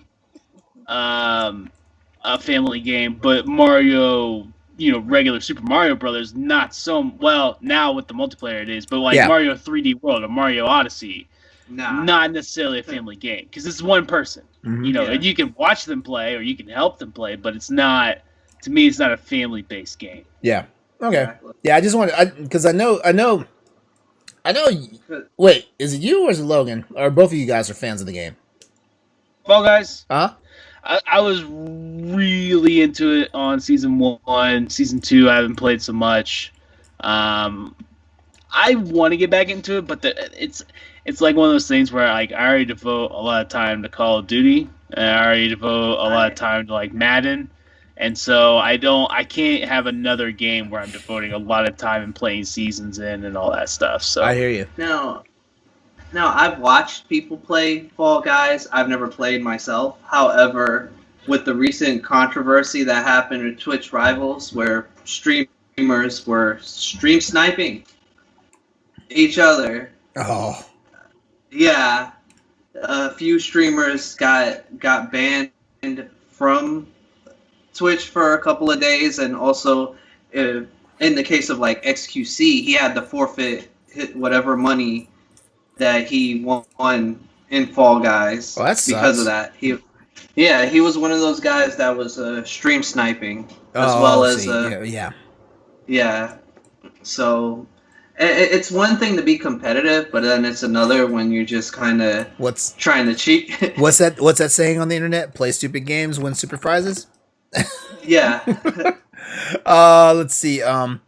Best gaming community is Minecraft. I can agree with that. Best performer, Sandra Saad as Kamala Khan on Marvel's Avengers. All right, say what you will about Marvel's Avengers. Like there's that game has its issues, but the one thing I will say is a lot of the voice acting in that game was pretty great.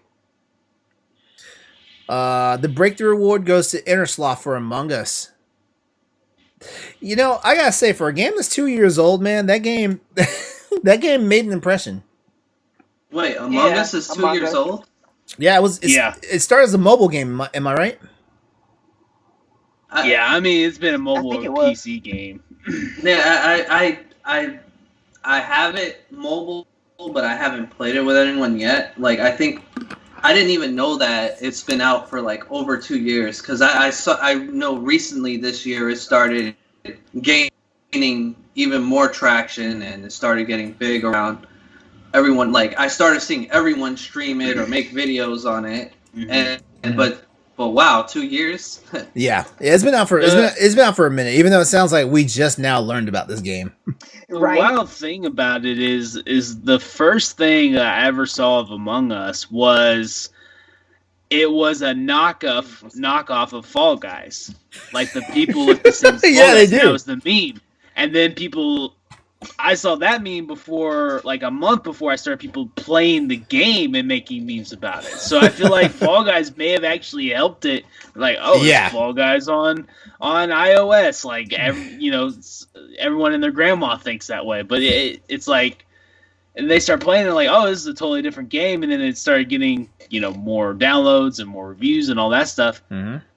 So I think Fall Guys may have had something to do with it, because I really did not see anything about Among Us until Fall Guys came out, and then Among Us got big, and I think it's still bigger than Fall Guys by a lot. Yeah, I think so too. Actually, And Fall Guys really died after season 1. that is true. And That's not what saying that everybody the game was said. bad. It's not the community was bad. It's just one of those games where it was free on PS Plus. Everyone was into it. But at the same time, that is a very niche game, and it's not going to be the next Fortnite. It's not going to be the next, anything like that. It's not that kind of game. It was one of those things where it was fun while it lasted, and then we're getting a season 2. Too little, too late, maybe.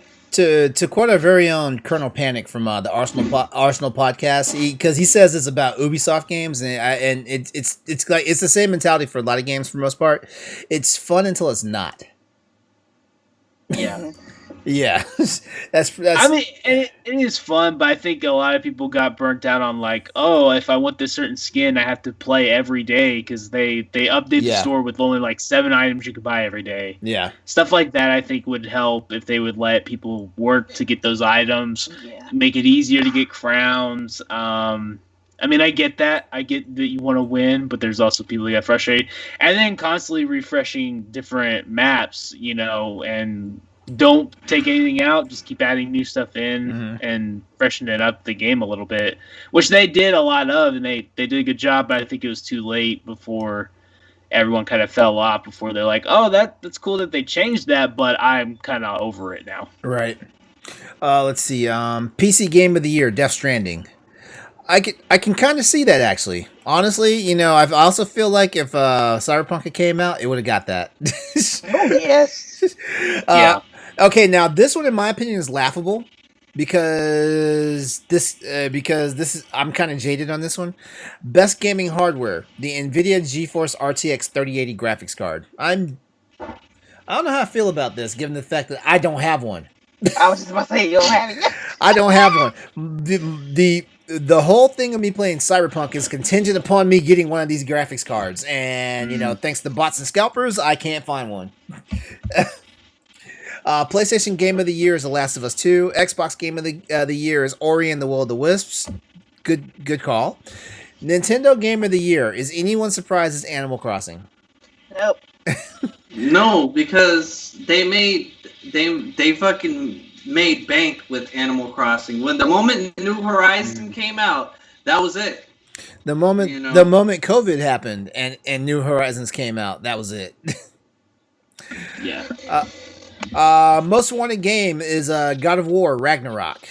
No surprise there. Yep. Your Critics' Choice Award goes to Hades. What? Was Cyberpunk not on that list? I was just about to say, shouldn't Cyberpunk be the most wanted game? See, that's what I'm talking about. Like that's what Or could it be? That's what I'm talking about. I feel like there was a snub right there. Or Halo Infinite, even. Yeah. I feel like that's another one that would have been up there. I don't know. It's kind of weird that God of War Ragnarok is the most wanted game right now when it just got announced 2 months ago. Yeah, like maybe that's why though it's fresh on people's minds. Like it just got released. I don't feel like there's enough hype on it though, because we saw a 30-second trailer, 30-second teaser of Kratos just talking. It wasn't. Yeah, it was just a symbol. It was dark. Yeah. I'm surprised. Like, I wonder if Breath of the Wild 2 was on that list. That's another one. Yeah. I wonder. That would be shocked. I wonder too. Yeah. And then the ultimate game of the year, the big award is The Last of Us 2. Which I haven't played, but I will play on PS5. I'm gonna throw this list up in the Twitch chat for everybody. Like if you're out there in Twitch chat and you want to talk about this, feel free to have at it. Because we're all wait. Oh wow. Limit of 500. Okay, it's too big. I'll get it in the chat for you guys. As a matter of fact, I've already posted the link for it in the chat, so you guys are good to go on that one. So, all right, so that's all the news topics. So now it's time for the big topic. So it's time to unpack our feelings because tonight's big topic is what's going to become of the holiday season now that scalpers are a dominant species in gaming. You guys ready?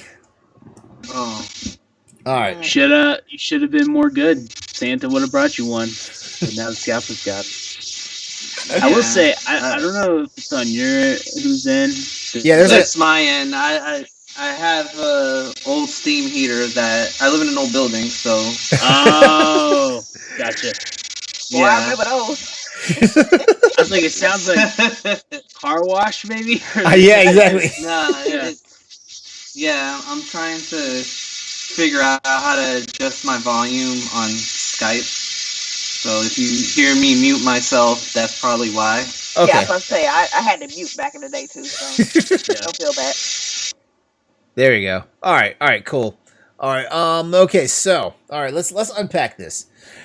All right, so the pandemic is the gift that keeps on giving, and to electronics consumers, a new narrative has entered into our vocabulary that'll change our relationship with the online retail market, and that word is scalpers.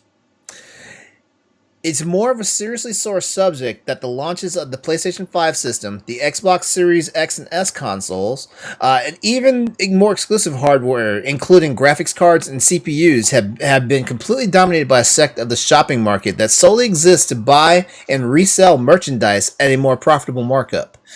We're only 3 weeks past the launch of the PlayStation 5, and people are still trying to acquire for themselves either a digital-only console or the more premium disc drive model of the PlayStation, Sony's new flagship system. Sadly, though, scalpers are not making this any easier. A recent Reddit thread talks about the frustration and the change of expectations gamers have experienced revolving around some of the most popular electronics on the market. But in a surprising turn of event, the scalpers are striking back and trying to let people know that they've been impacted too. So, hold on. Let me throw this. Hold on. Let me go ahead. Let me cut you off there. Impacted how? No one told you to send your bot to spend all these monies, all this money on consoles, but yeah, you've been impacted. Yeah, because in what world that we live in, where scalpers feel like, oh, I've been impacted. You don't understand. Oh, it's because they have. Meanwhile, they have a garage full of PS5 consoles. Exactly. They can't sell them right now because nobody wants to buy them. Don't you feel bad that they can't sell it at triple the price? Man, where's my violin right now? Where's the justice? Where is these poor at this point, them saying that is gonna cause people to want to get R and steal from them. Yeah, exactly. All right. All right. So in a now removed and blocked Facebook post, Crep Chief Notify, which is a European group of online buyers and sellers and the largest group responsible for the current PlayStation system crisis, made a statement to speak their case. The problem is they short-sightedly made themselves look much, much worse. In the post, they stated, "Let us explain how it was done. The PlayStation 5 hype started back in October with the pre-order / release. Members, meaning their members, were informed to purchase on go. On go meaning the moment that purchases can go live, that's when they're supposed to do their thing. We were prepared, had our in-house monitors." Okay, for the uninitiated out there, monitors means bots. Not monitors like how Crossroads gets on me about me having 3 computer monitors on my desk. No, we're talking bots here, not computer monitors. I just want everyone in the audience to just be on the same page about that. Okay. Don't hate the man for his battle station. Exactly. I don't hate him for his battle station. I hate him for his garage full of PS5s that he got now. I hate Logan for starting that rumor. I hate them. By the way, shout out to Ed. He got in the chat. Oh, Ed's in okay. the chat now. Hey, what's up, Ed? Okay, we gotta stop talking trash about him now. Okay. Okay. So anyway, going back to this. Okay, members were informed the purchase on go. We were prepared. Had our in-house monitors ready, and come that day, 1,000 consoles were secured. The real chaos started on release day, which was November 12th for PlayStation. Once again, we prepped the group, informed everyone of the potential, and was ready to go live at sell time. The day came, and members, and in their words, this is their words, the members had feasted. 2,472 consoles were secured on that day. And that catapulted their entire inventory to nearly 3,500 units. 3,500 PlayStation systems. But they swear up and down it wasn't with bots, as the media is portraying. It was all done manually. Okay, You know what? Right. Hey, remember? Right. Hey, Austin. Remember how we were online on the night that the pre-orders went live, Yeah. and we had a Yeah. couple, and we actually sat here at our computers with 2 windows open trying to refresh Best Buy's Yeah, on all page. the stores, on all the stores. Yeah. Just refresh. So these bastards are trying to tell us that they got 2,500 units doing the same thing that we try to do just to get 1 unit. Mm-hmm. I wish I had that kind of luck where I just accidentally bought 400 of them. Actually accidentally bought some of them. It's like, oops, I slipped in PlayStations. Yeah. Yeah. Okay. All right. So hold on. Let me finish this. Okay. Because going back to their statement, sure, we had the advantage with our knowledge and monitors, but that's just being prepared. Fail to prepare. Prepare to fail. That's their words. Lots of our community have been furloughed, made redundant, or at some form of disadvantage due to the pandemic. These people have managed to cover their bills, pay their food, put food on the table, and supply Christmas presents to their children. It may be unfortunate that a child won't wake up to a PS5 this Christmas, but another child may have woken up to nothing. We have no regrets. That was their statement. Of course, that statement has been taken down, but our wonderful friends over on Reddit managed to. They couldn't get a screen cap of it, but someone was able to put it word for word in the online forum. Okay, and so now, you said you did for that to, I guess, teach people a lesson, and now you're complaining that you're broke because you spent all this money on the PS5s. Hang on. Let me put that more eloquently. You guys fucked up your credit just to snatch up 3 or 4 PlayStations, because I know for sure not 1 or 2 people have like 100 plus PlayStations sitting in their garage. So $500 a shot. You spent $2,000 on a console that like at most, like, okay, we all know when these systems come out, like Sony takes a loss on these systems. Every company takes a loss on these systems because they usually recoup it in the markup. So you guys spent more than $500 on systems that you don't even know what the true value of the system is, and you thought that you'd be able to make a quick buck off of it real fast enough to where like you can pay off your credit card real quickly and stuff like that. But I don't really know like how these guys go, because they could be scalping other things and using that to recoup some of the losses they're taking on PlayStations that nobody is going to spend more than. Me personally, if I was having a hard time getting the PS5, I told myself I would not spend more than $100 more than the MSRP for it. But that was only if I got desperate enough. And my justification is Virginia, in the state of Virginia, we have a 6% sales tax. So technically, a $500 PlayStation system will cost me $530 after tax. I'm all right spending $70 extra. Yeah. But that's me and my threshold. And that's the other thing. If scalpers were selling these for $600, okay, you got a little bit of extra for taking the risk of buying that thing, okay. But selling it for double, selling it for triple, no. Yeah. And if you're telling me that we got to teach these people a lesson, and that there's kids who didn't wake up to anything, well, how about all that money you spent on PS5s, and why don't you just go buy them food and go buy them exactly? Why don't you donate that shit? Yeah. No, don't. I don't need no preaching from someone trying to get double, triple for people. That Robin Hood syndrome is. I hate the fact that they're like, oh, we just wanted to teach people a lesson. I'm like, what lesson?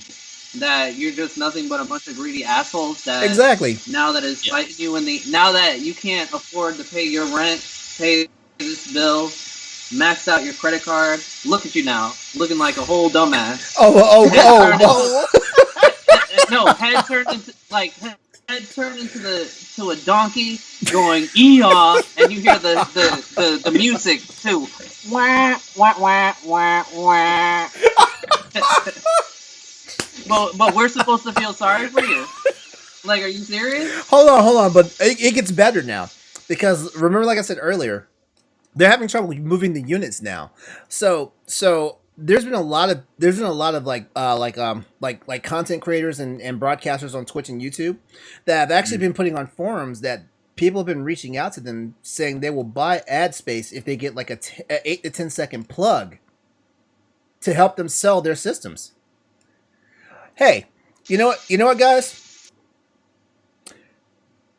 Twitch.tv/Exodus803. I will give you all sorts of ad space. $50,000 is my starting price. Hey, we'll sell out. You sell out. Sell out. 100%. First of all, we all want PS5s. Exactly. You give me one PS5. I might knock my asking price down to $40,000. Yeah. Yeah. Oh no, you can just give me a PS5. I'll give you a shout out on my podcast. I have no shame. I'll shout you out on Lamb Party, Trash Talk, Crossroads, all of them. I'll just start saying your name in public. I'll go to Walmart and say, "Hey, I got a PS5 from this dude. Go buy him there." You know, Austin. I can't knock your hustle. That's why you're called the PlayStation Doctor. I cannot. That's right. I'll sell out for that sack boy.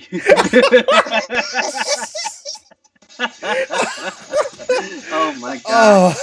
Oh. I'm on them bug snacks. All right. So members of a Reddit thread talking about the statement put their heads together and did some math about things. Now, this is like some really rough math, so just follow along with me, but know that this isn't specific. This is just a hypothetical and what we're probably looking at. Mm. If purchased at $400 for the digital console, these $3,500, the 3,500 systems that they're sitting on, would have a potential value of $1.4 million at MSRP. So $400 times 3,500, $1.4 million. So they're sitting on $1.4 million of hardware. Hardware, yeah. With some of the resale markups going, I've looked online, with some of the resale markups for the digital edition going up to $1,200, we're talking about a potential of $4.2 million cash out for these opportunists. And it's more sickening when we think about the $500 premium PlayStation 5 system. $500 PS5 systems at 3,500 systems at their disposal would be $1.58 million worth of product they're sitting on.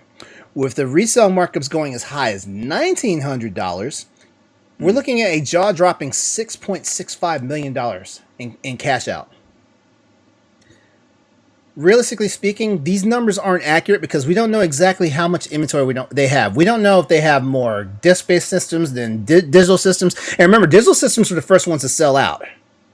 Sony made the announcement that there was no more digital systems. They were out of digital systems before they were out of disc systems because pandemic, people were trying to save money. So much so they were putting disc systems in the digital box. Yes. Digital box. They're like, we'll just give you the more expensive one. We don't care. You get a PlayStation. You get exactly. Yeah, I was about to say that. You get the disc drive. Yeah. What is this? The Oprah Winfrey show? Yeah. Yeah. So I mean, just think about this. They're sitting anywhere. They're sitting literally anywhere from getting from these guys as a unit, because it's not one person. These people as a unit are sitting anywhere from getting from anywhere from $4 million to nearly $7 million of profit. So, like I said, we don't know for sure what inventory these guys are sitting on, but we know two things for sure. One, Christmas is ruined. And two, the economy has been thrown into a state of flux. And the reason why I say that is because they put an unnecessary demand on electronic goods, because we're not just talking about an actual PlayStation system. We're talking about different parts that, these parts are interchangeable and used for other electronic devices and stuff like that. It's not just stuff that goes directly into a PlayStation. So yeah, I spoke my piece, but go. You guys have anything to add to it? That's what they get. I've said all that I've had to say. What is it? Fool me once, shame on you. Fool me twice, shame on me. At this point, it's shame on them for buying up all these consoles without even taking into consideration, we're still in a pandemic, but we can make this money. No, we can't. We can't even move them out. What do we do? Ed Again, in the chat saying he thinks more Switches are going to be scooped up this holiday, so it'd be interesting to see. But here's something to think about. Switches and Switch Lights they're pretty much in abundance right now, but we're seeing a lot of rumors about a new Nintendo console coming out. So you guys better hope that there's like really secure pre-orders for the next Nintendo system, because with the way Nintendo made money hand over fist this year thanks to the pandemic, you guaranteed the update, the edit, or the new version of the Switch is going to be the hottest selling commodity. As a matter of fact, wasn't it already hard to find when they initially launched the original Switch? Yeah. Yeah, it was pretty rough. I don't know. I didn't have any problem with it because there was a ton. There was way more Switches in the wild. They may have just all got bought. Yeah. Well, I mean, let's talk about Nintendo for a second. Nintendo does have a core group of customers that they buy the systems immediately. They buy the systems immediately. But at the same time, Nintendo has been building their inventory, but I think we're starting to see some of that trickle down because, like I said, there's been rumbles about a new system coming. So I mean, I walked in my Best Buy the other day and I saw they had towers of Switches, but that's of course they're getting ready for their Christmas demand. I saw that, right. But you know, I think we'll see them maybe next year now. Maybe in November, October, because I think they want a good year away from PlayStation, Xbox, just because we are in the middle of a pandemic and people don't have that much money to buy more. If they bought 2, they definitely don't want to buy 3 consoles. So I think they're trying to get away from it as much as possible. That way they have their own time to shine. But you know what? Here's something I know. Here's something I know because I see a lot of Nintendo people. When I say Nintendo people, I mean Nintendo consumers. They have more than one Switch, and that's crazy. Some of them have 2 of the traditional systems. Some of them have one traditional and one Switch Lite. But I know a lot of people who have 2 Switches, and it's like, dude, just buy the original console and just take it with you. Yeah. But here's the thing, though. You also got to understand. Some people want something they can take on the go, but also something that they don't have to keep constantly putting on their dock every time they want to play it. You know? I don't know. I don't feel sympathy for those people. Yeah. I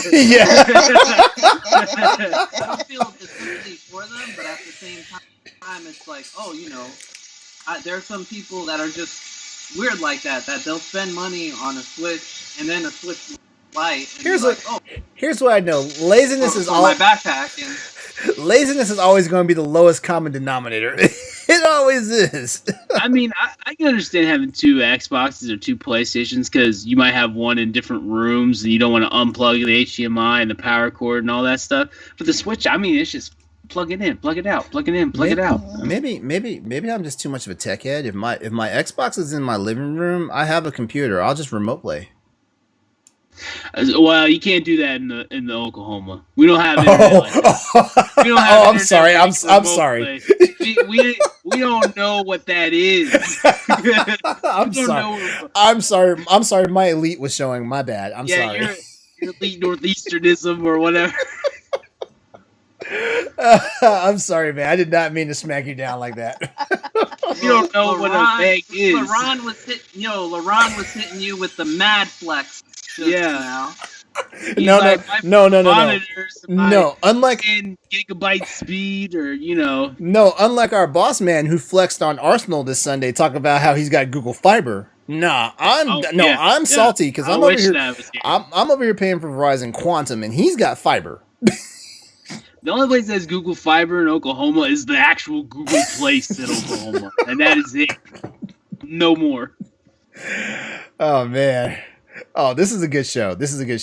Let's see. Even if people were spending all this money to buy these scalpers PS5s, it's still worrisome on what you'll get in the box. Exactly. And you know what? That's a very good point that Ed puts out in the chat right now.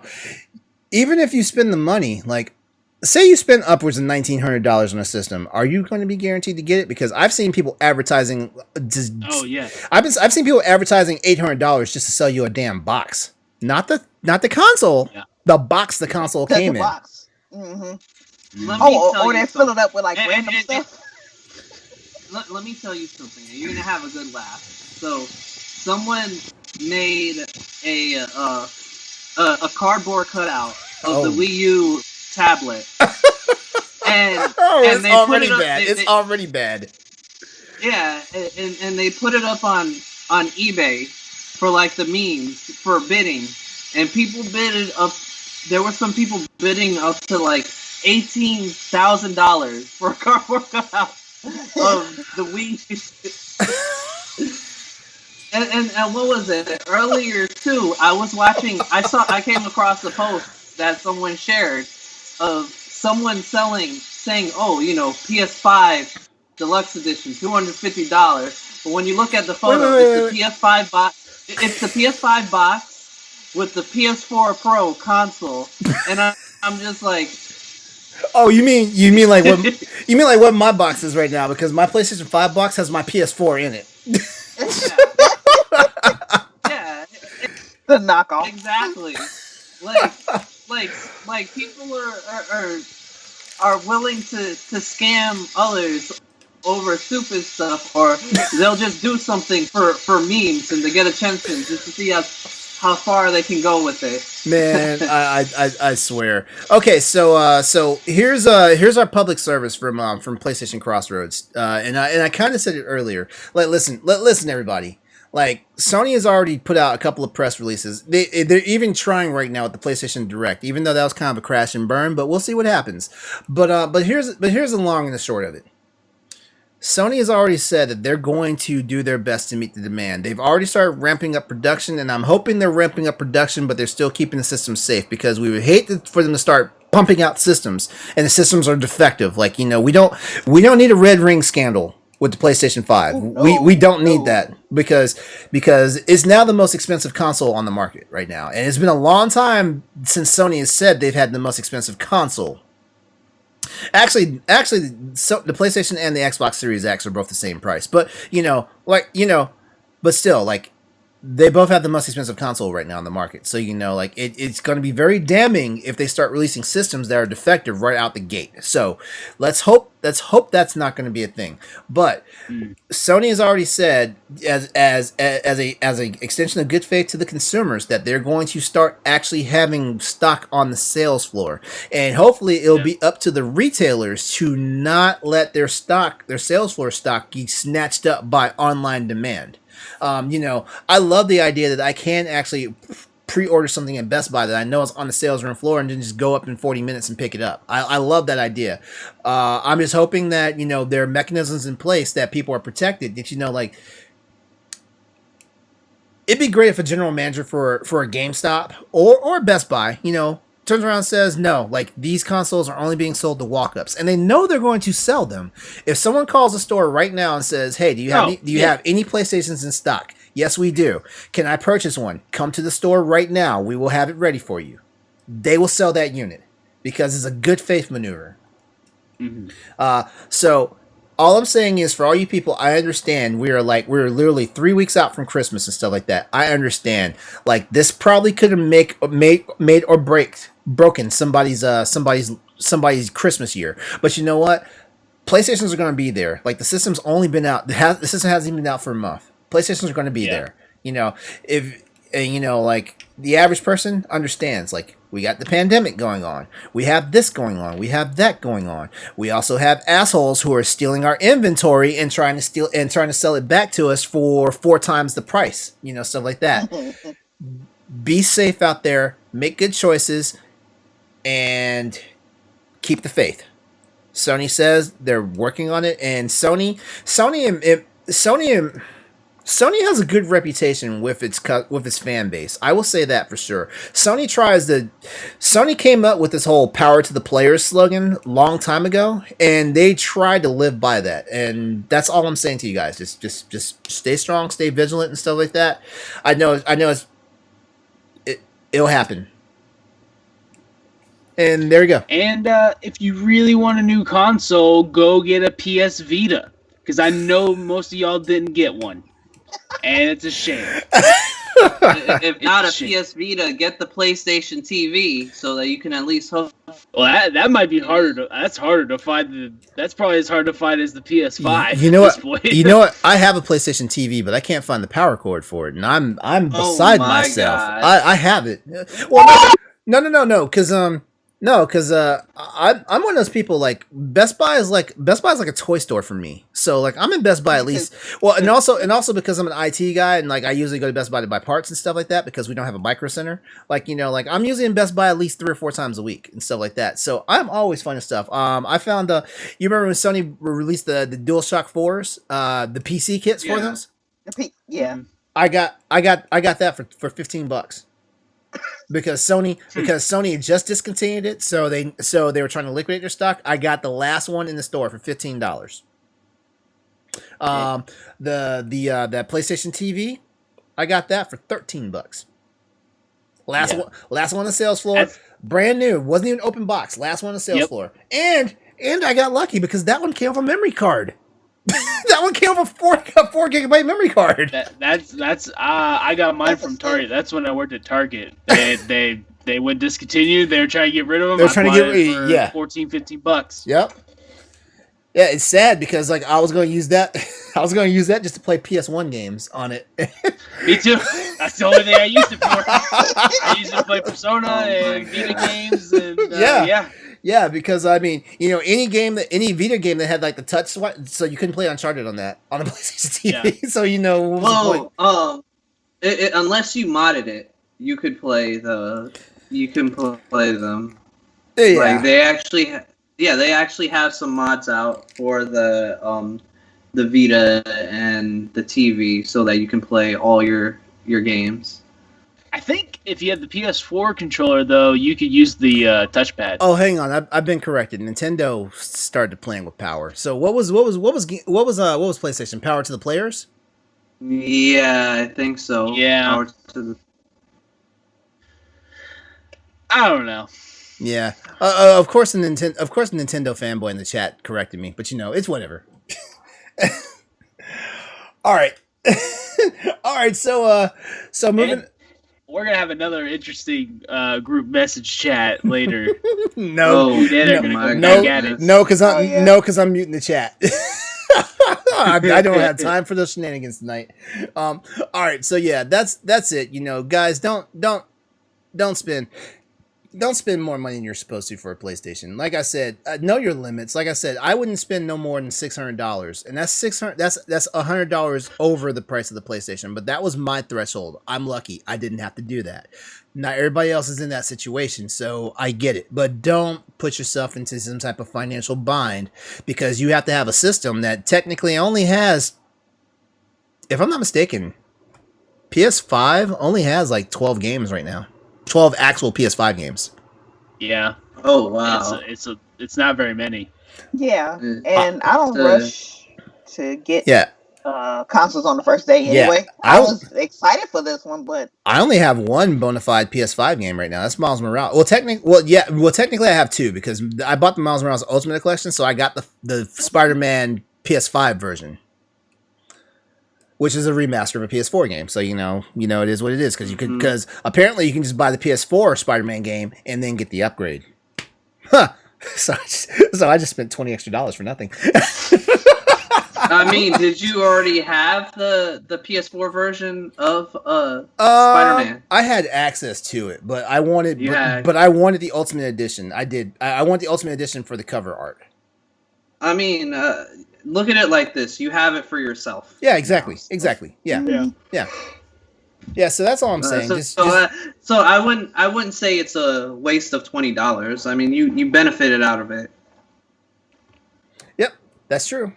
All right, so hey, we're at our favorite part of the night. It's rumor control, and we have a doozy for you guys tonight because apparently Metal Gear Solid 5 and Silent Hills is coming to PS5 in 2021.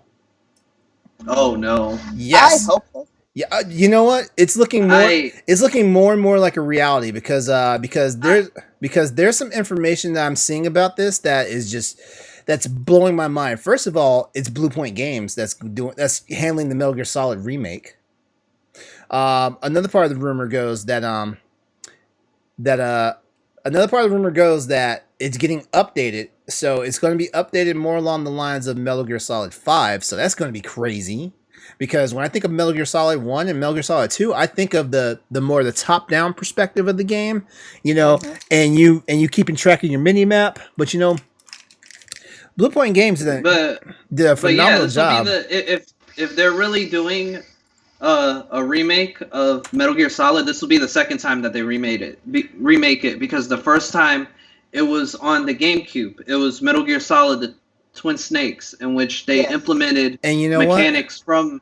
From Metal Gear Solid 2. from Metal Gear, into Metal Gear Solid 1, and they changed a lot of the cutscenes to cater to the fans and everything else. And of course, Nintendo had to put their trademark stuff in there, like their Marios and their Yoshis and all that. Which by the way, that makes me sick. By the way, I'm just gonna tell you that now. That's kind of why I don't buy like the rehashes of a lot of the rehashes that happened on Nintendo systems back then, because you know what? I didn't need Bayonetta wearing Princess Daisy's outfit.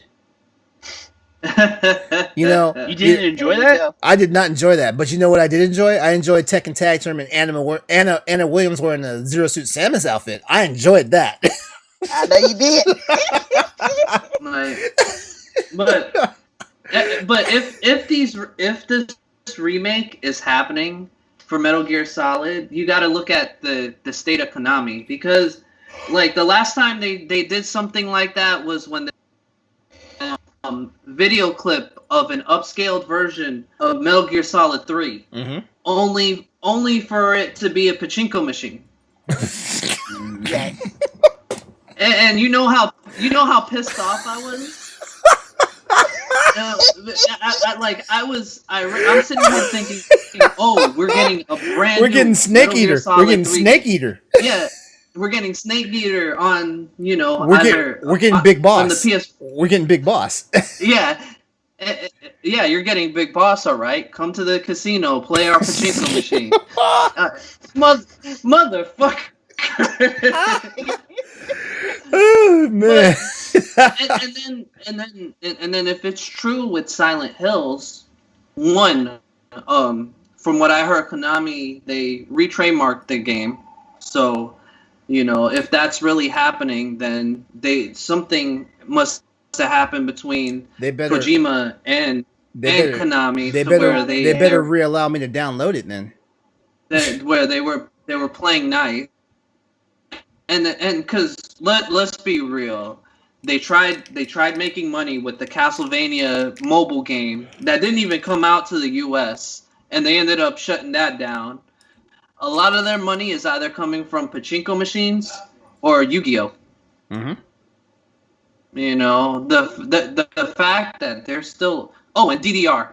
I almost forgot about DDR. Yeah, as a matter of fact, I feel like their music division has gone downhill. Like, I will say this. I will say like the heyday of the Bimani series, which is Konami's branch of music games, was in PlayStation 1 and PlayStation 2 era. By the time they hit PlayStation 3, something was off. Honestly, I would I would like to see a Police Knots game remade more than Metal Gear Solid or you know what? Silent Hill. I love Snatcher. But I feel like the way Snatcher was done originally, like they shouldn't mess with it. It's bad for me to say it because I love Cyberpunk, and it's bad when I say that this is a game that does not need to be, that in my opinion did not need to be updated. Besides, I feel like it'd take a lot of resources to modernize that game. I feel like Snatcher was also on import PS1. It was Japan exclusive though, right? Yep. That's why. Yep. You would. I know. I know this. I know this because I had a modded PS1. So I burnt the ROM. Oh, you had the whole ISO for it and all that. Yeah, and then I just I'm sure there's a. And then I just used the US walkthrough because it was the same exact game. I was gonna because I'm sure that there's also a patch for it. Someone probably made their own patch for the game where it translated everything. There probably is, but yeah, I feel like honestly, Metal Gear Solid getting a remake, I feel like that is actually a big deal because that is legacy PS1. That's legacy Well, PlayStation. If you, but you also gotta take this into consideration. Who are they gonna bring back? Because if they're gonna remake Metal Gear Solid, the first game, was it at the moment? They've been using Kiefer Sutherland. I don't think. for I Metal think Gear they'll. I Solid think 5. they. I think hope they'll. they bring back David Hayter. I hope they bring. That's what I I want hope as they. well. I hope they bring back David Hayter too. But I think they might. If it's Blue Point Games doing it, I trust them because it appears that Blue Point Games is handling this remake. And number one, if Blue Point Games is making a remake of Metal Gear Solid, I'm just gonna buy it.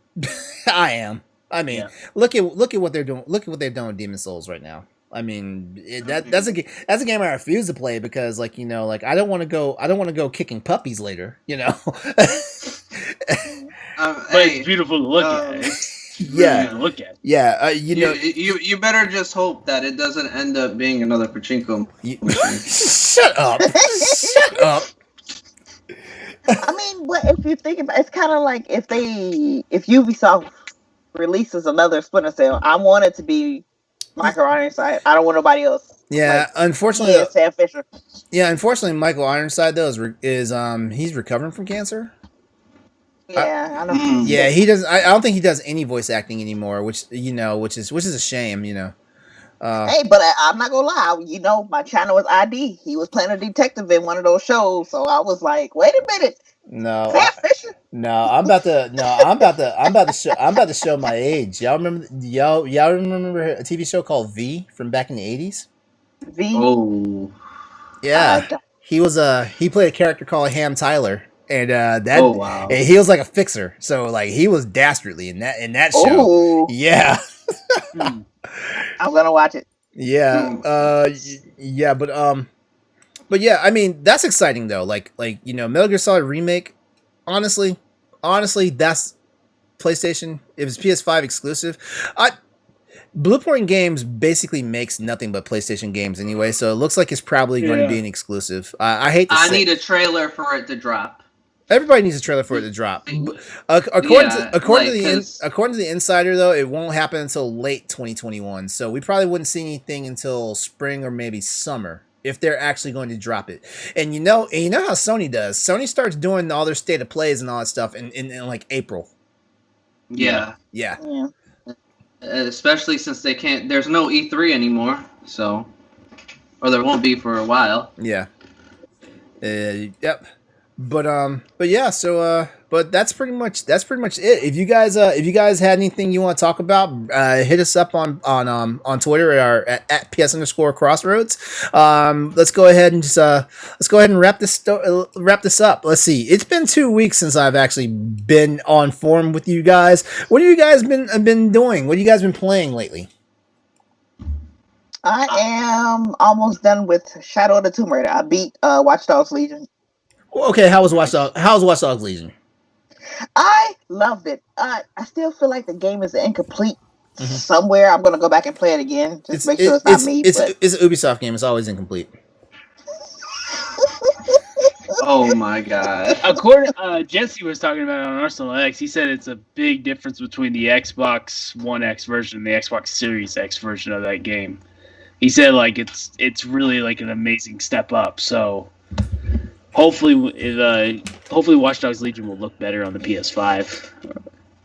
I heard it was overheating the Xbox though. I don't know what was going on there, but I enjoyed it. Trust me. Play it again. The PlayStation also has the PS5 also has some heating issues. Like they're noticing there's a couple of places that are hot spots for it, and I think what's going to happen is we're going to get a firmware update that's going to ramp up the fan just a little bit to make this so you might. This is a quiet system. I haven't heard the fan kick on yet, so it'd be interesting to see what they do. Yeah. Austin, what you been playing? I'm trying to.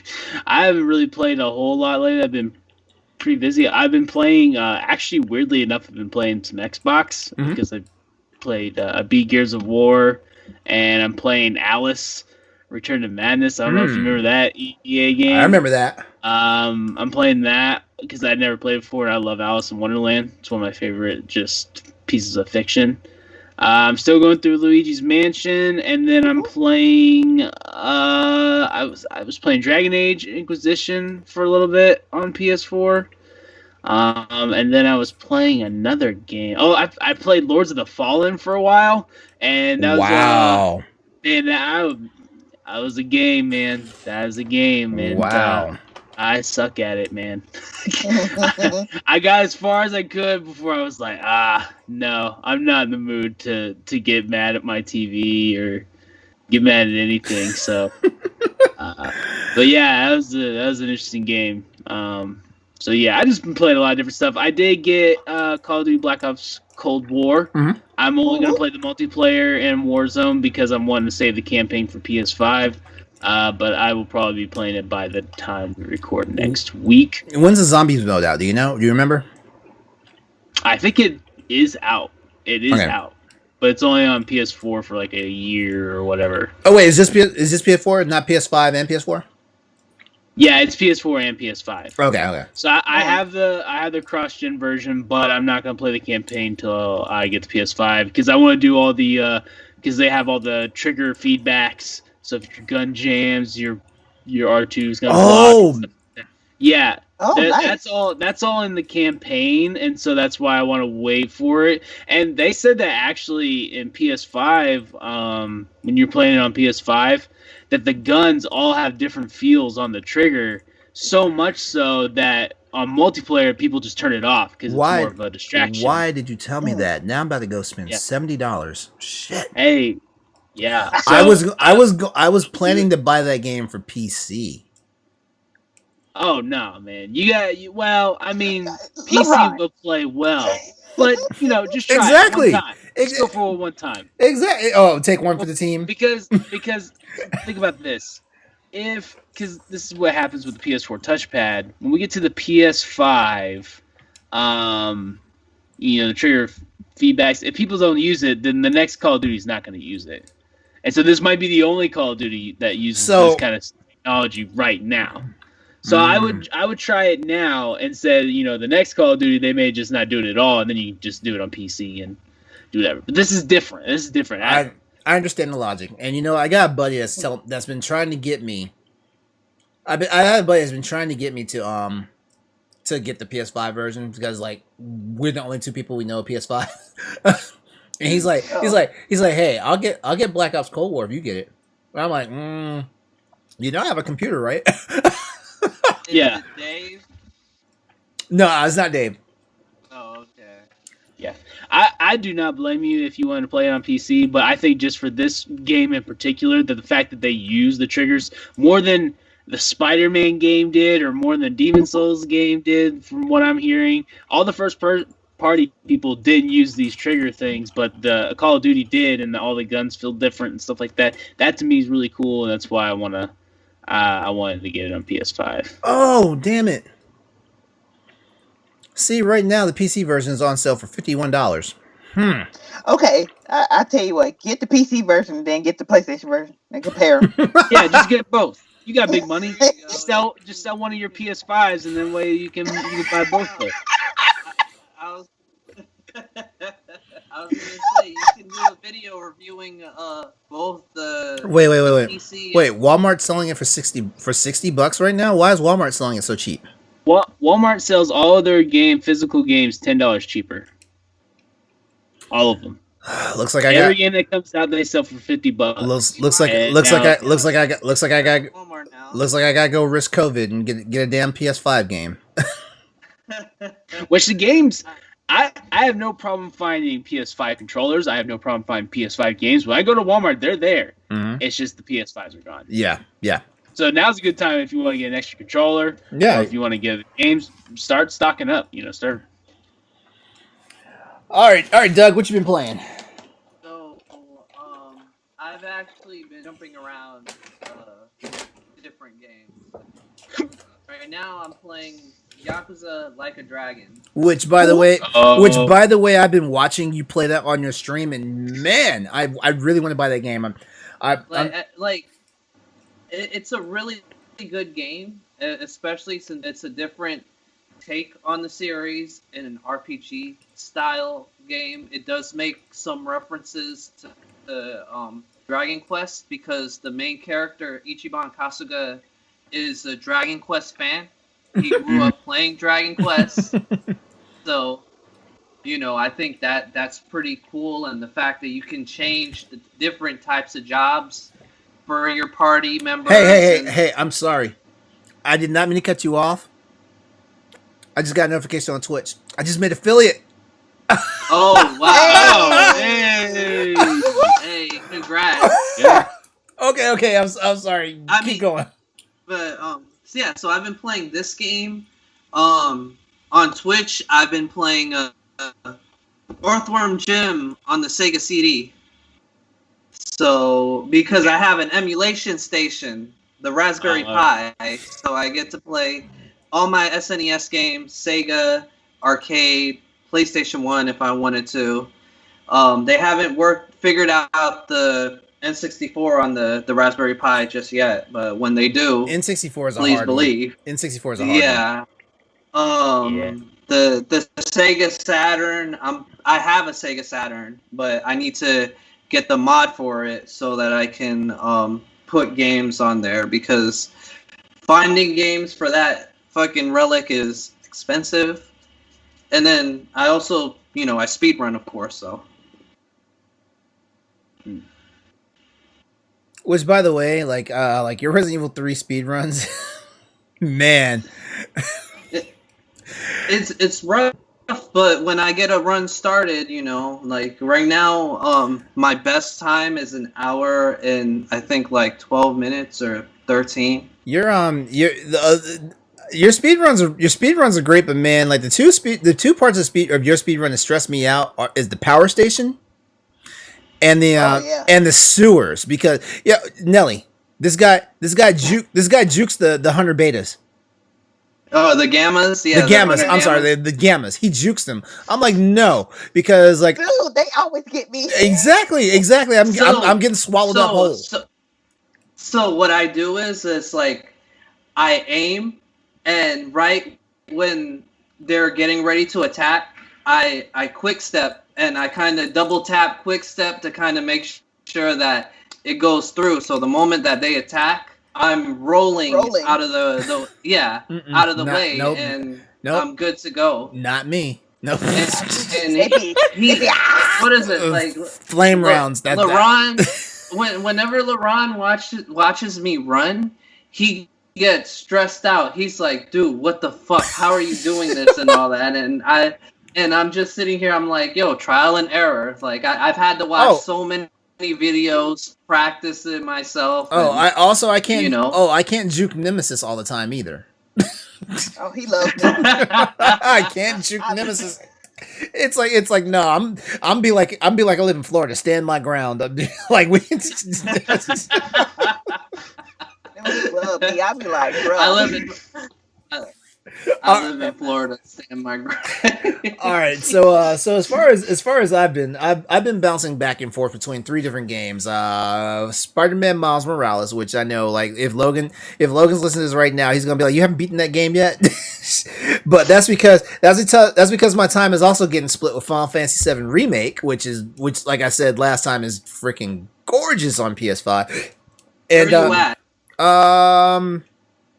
We just broke the second reactor, so I'm getting ready to meet Aerith for the first time. Aerith? Yeah. Oh, so you're still pretty early in the game? Yeah, I'm still pretty early. And then and then the third game I'm playing is Fire Emblem Three Houses on Switch.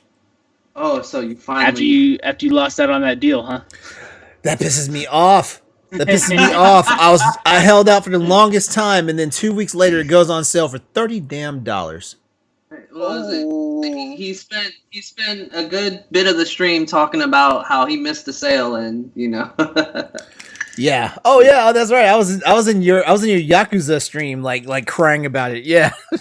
Yeah, I remember that, and I'm just like, damn, man, But you see, Nintendo, they're so slick with their sales. It's like you have to literally be all up in their store until they announce something. Because 9 times out of 10, they'll put up maybe like 1 or 2 things, but they won't spread it like, oh, this is on sale. you just kind of find out at the last minute when you got like maybe $5 in your account and you're just sitting here looking at it and you're just like, motherfucker, you know, you dirty sons of bitches. I had the money for it before. Why couldn't you put it on sale when I had the money for it before? It's That's always why I'm trying to jump on this Link's Awakening now. Yeah, exactly. Yeah, get it. If it's $40, get it, because I think that's the lowest I've seen it. $40. Yeah. Yeah. It's been out a year and something, I think. Yeah. It came out last summer. It came out right around my birthday. And I wanted to play it at PAX in 2019, but Yeah. you know. All right, the so line we're gonna go ahead and wrap this up now. But before we head out, just a reminder to head over to BossRushGames.com and take a look at the week ahead on Boss Rush. The experts over at Arsenal X are doing their thing. Like I said, the reason why we did a snack talk tonight is because those guys got me really hungry talking about waffles and pancakes and French toast. So like I was like, you know what, let's do something over here for the night. But also don't forget to check out Pal Block, where Ed, Dan, Celeste, and they were joined by Corey this week. Corey made a comeback to Pal Block. Don't forget about expansion, the Boss Rush expansion pack show, and also if you guys want to do something that's a little more like game focused, check out Tower Casuals. They talk about everything and anything Destiny related. You can keep the chat. You can keep the conversation going with us over at Twitter, over at ps_crossroads, where the three of us and the boss man Corey hold it down with more news, events, and topics. Before we go, where can we find you guys at? Nelly, you're first. You can find me on Twitter at Planet Nelly. Nelly is spelled N3LLIE. And you can also catch me here on Twitch under ratface_87. All right. And Austin? You can find me at PlayStation on Twitter. You can also find me that on my PSN name. And that's about it. All right. And I can't forget our guest for tonight, Doug. Go ahead. Plug yourself. So you can find me on Doug's Gaming channel. You can find me on Twitter at DougRedfield87. You can find me on Twitch under the name Doug05. And I would also like to take this moment to plug an indie company that I'm actually a part of called Red H Studios. It's a company where we're focusing on game development and other things, and we're actually working on our first game called Overnight Zero. Sweet. So you can follow the Instagram and the Facebook page. They're both Red H Studios. We're constantly trying to update those pages as time goes. And I think you just put the trailer in the Yep. As a matter of fact, right? I'm updating the chat right now. So I'm definitely checking it out. So- Are you gonna release it on the Vita? So, no, we're not going to release it on the Vita. Okay. I guess I'll play it. Oh, there's one person in chat that's going to be mad. There's one person in chat that's going to be mad.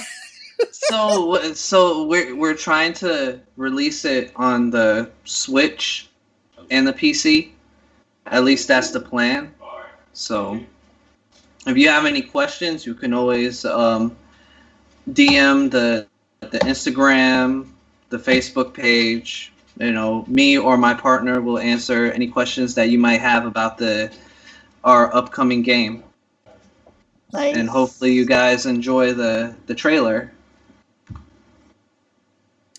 All right. Well, Doug, I appreciate you coming and hanging out with us tonight. You feel like a good fit for the crew. I'm just gonna say that right now.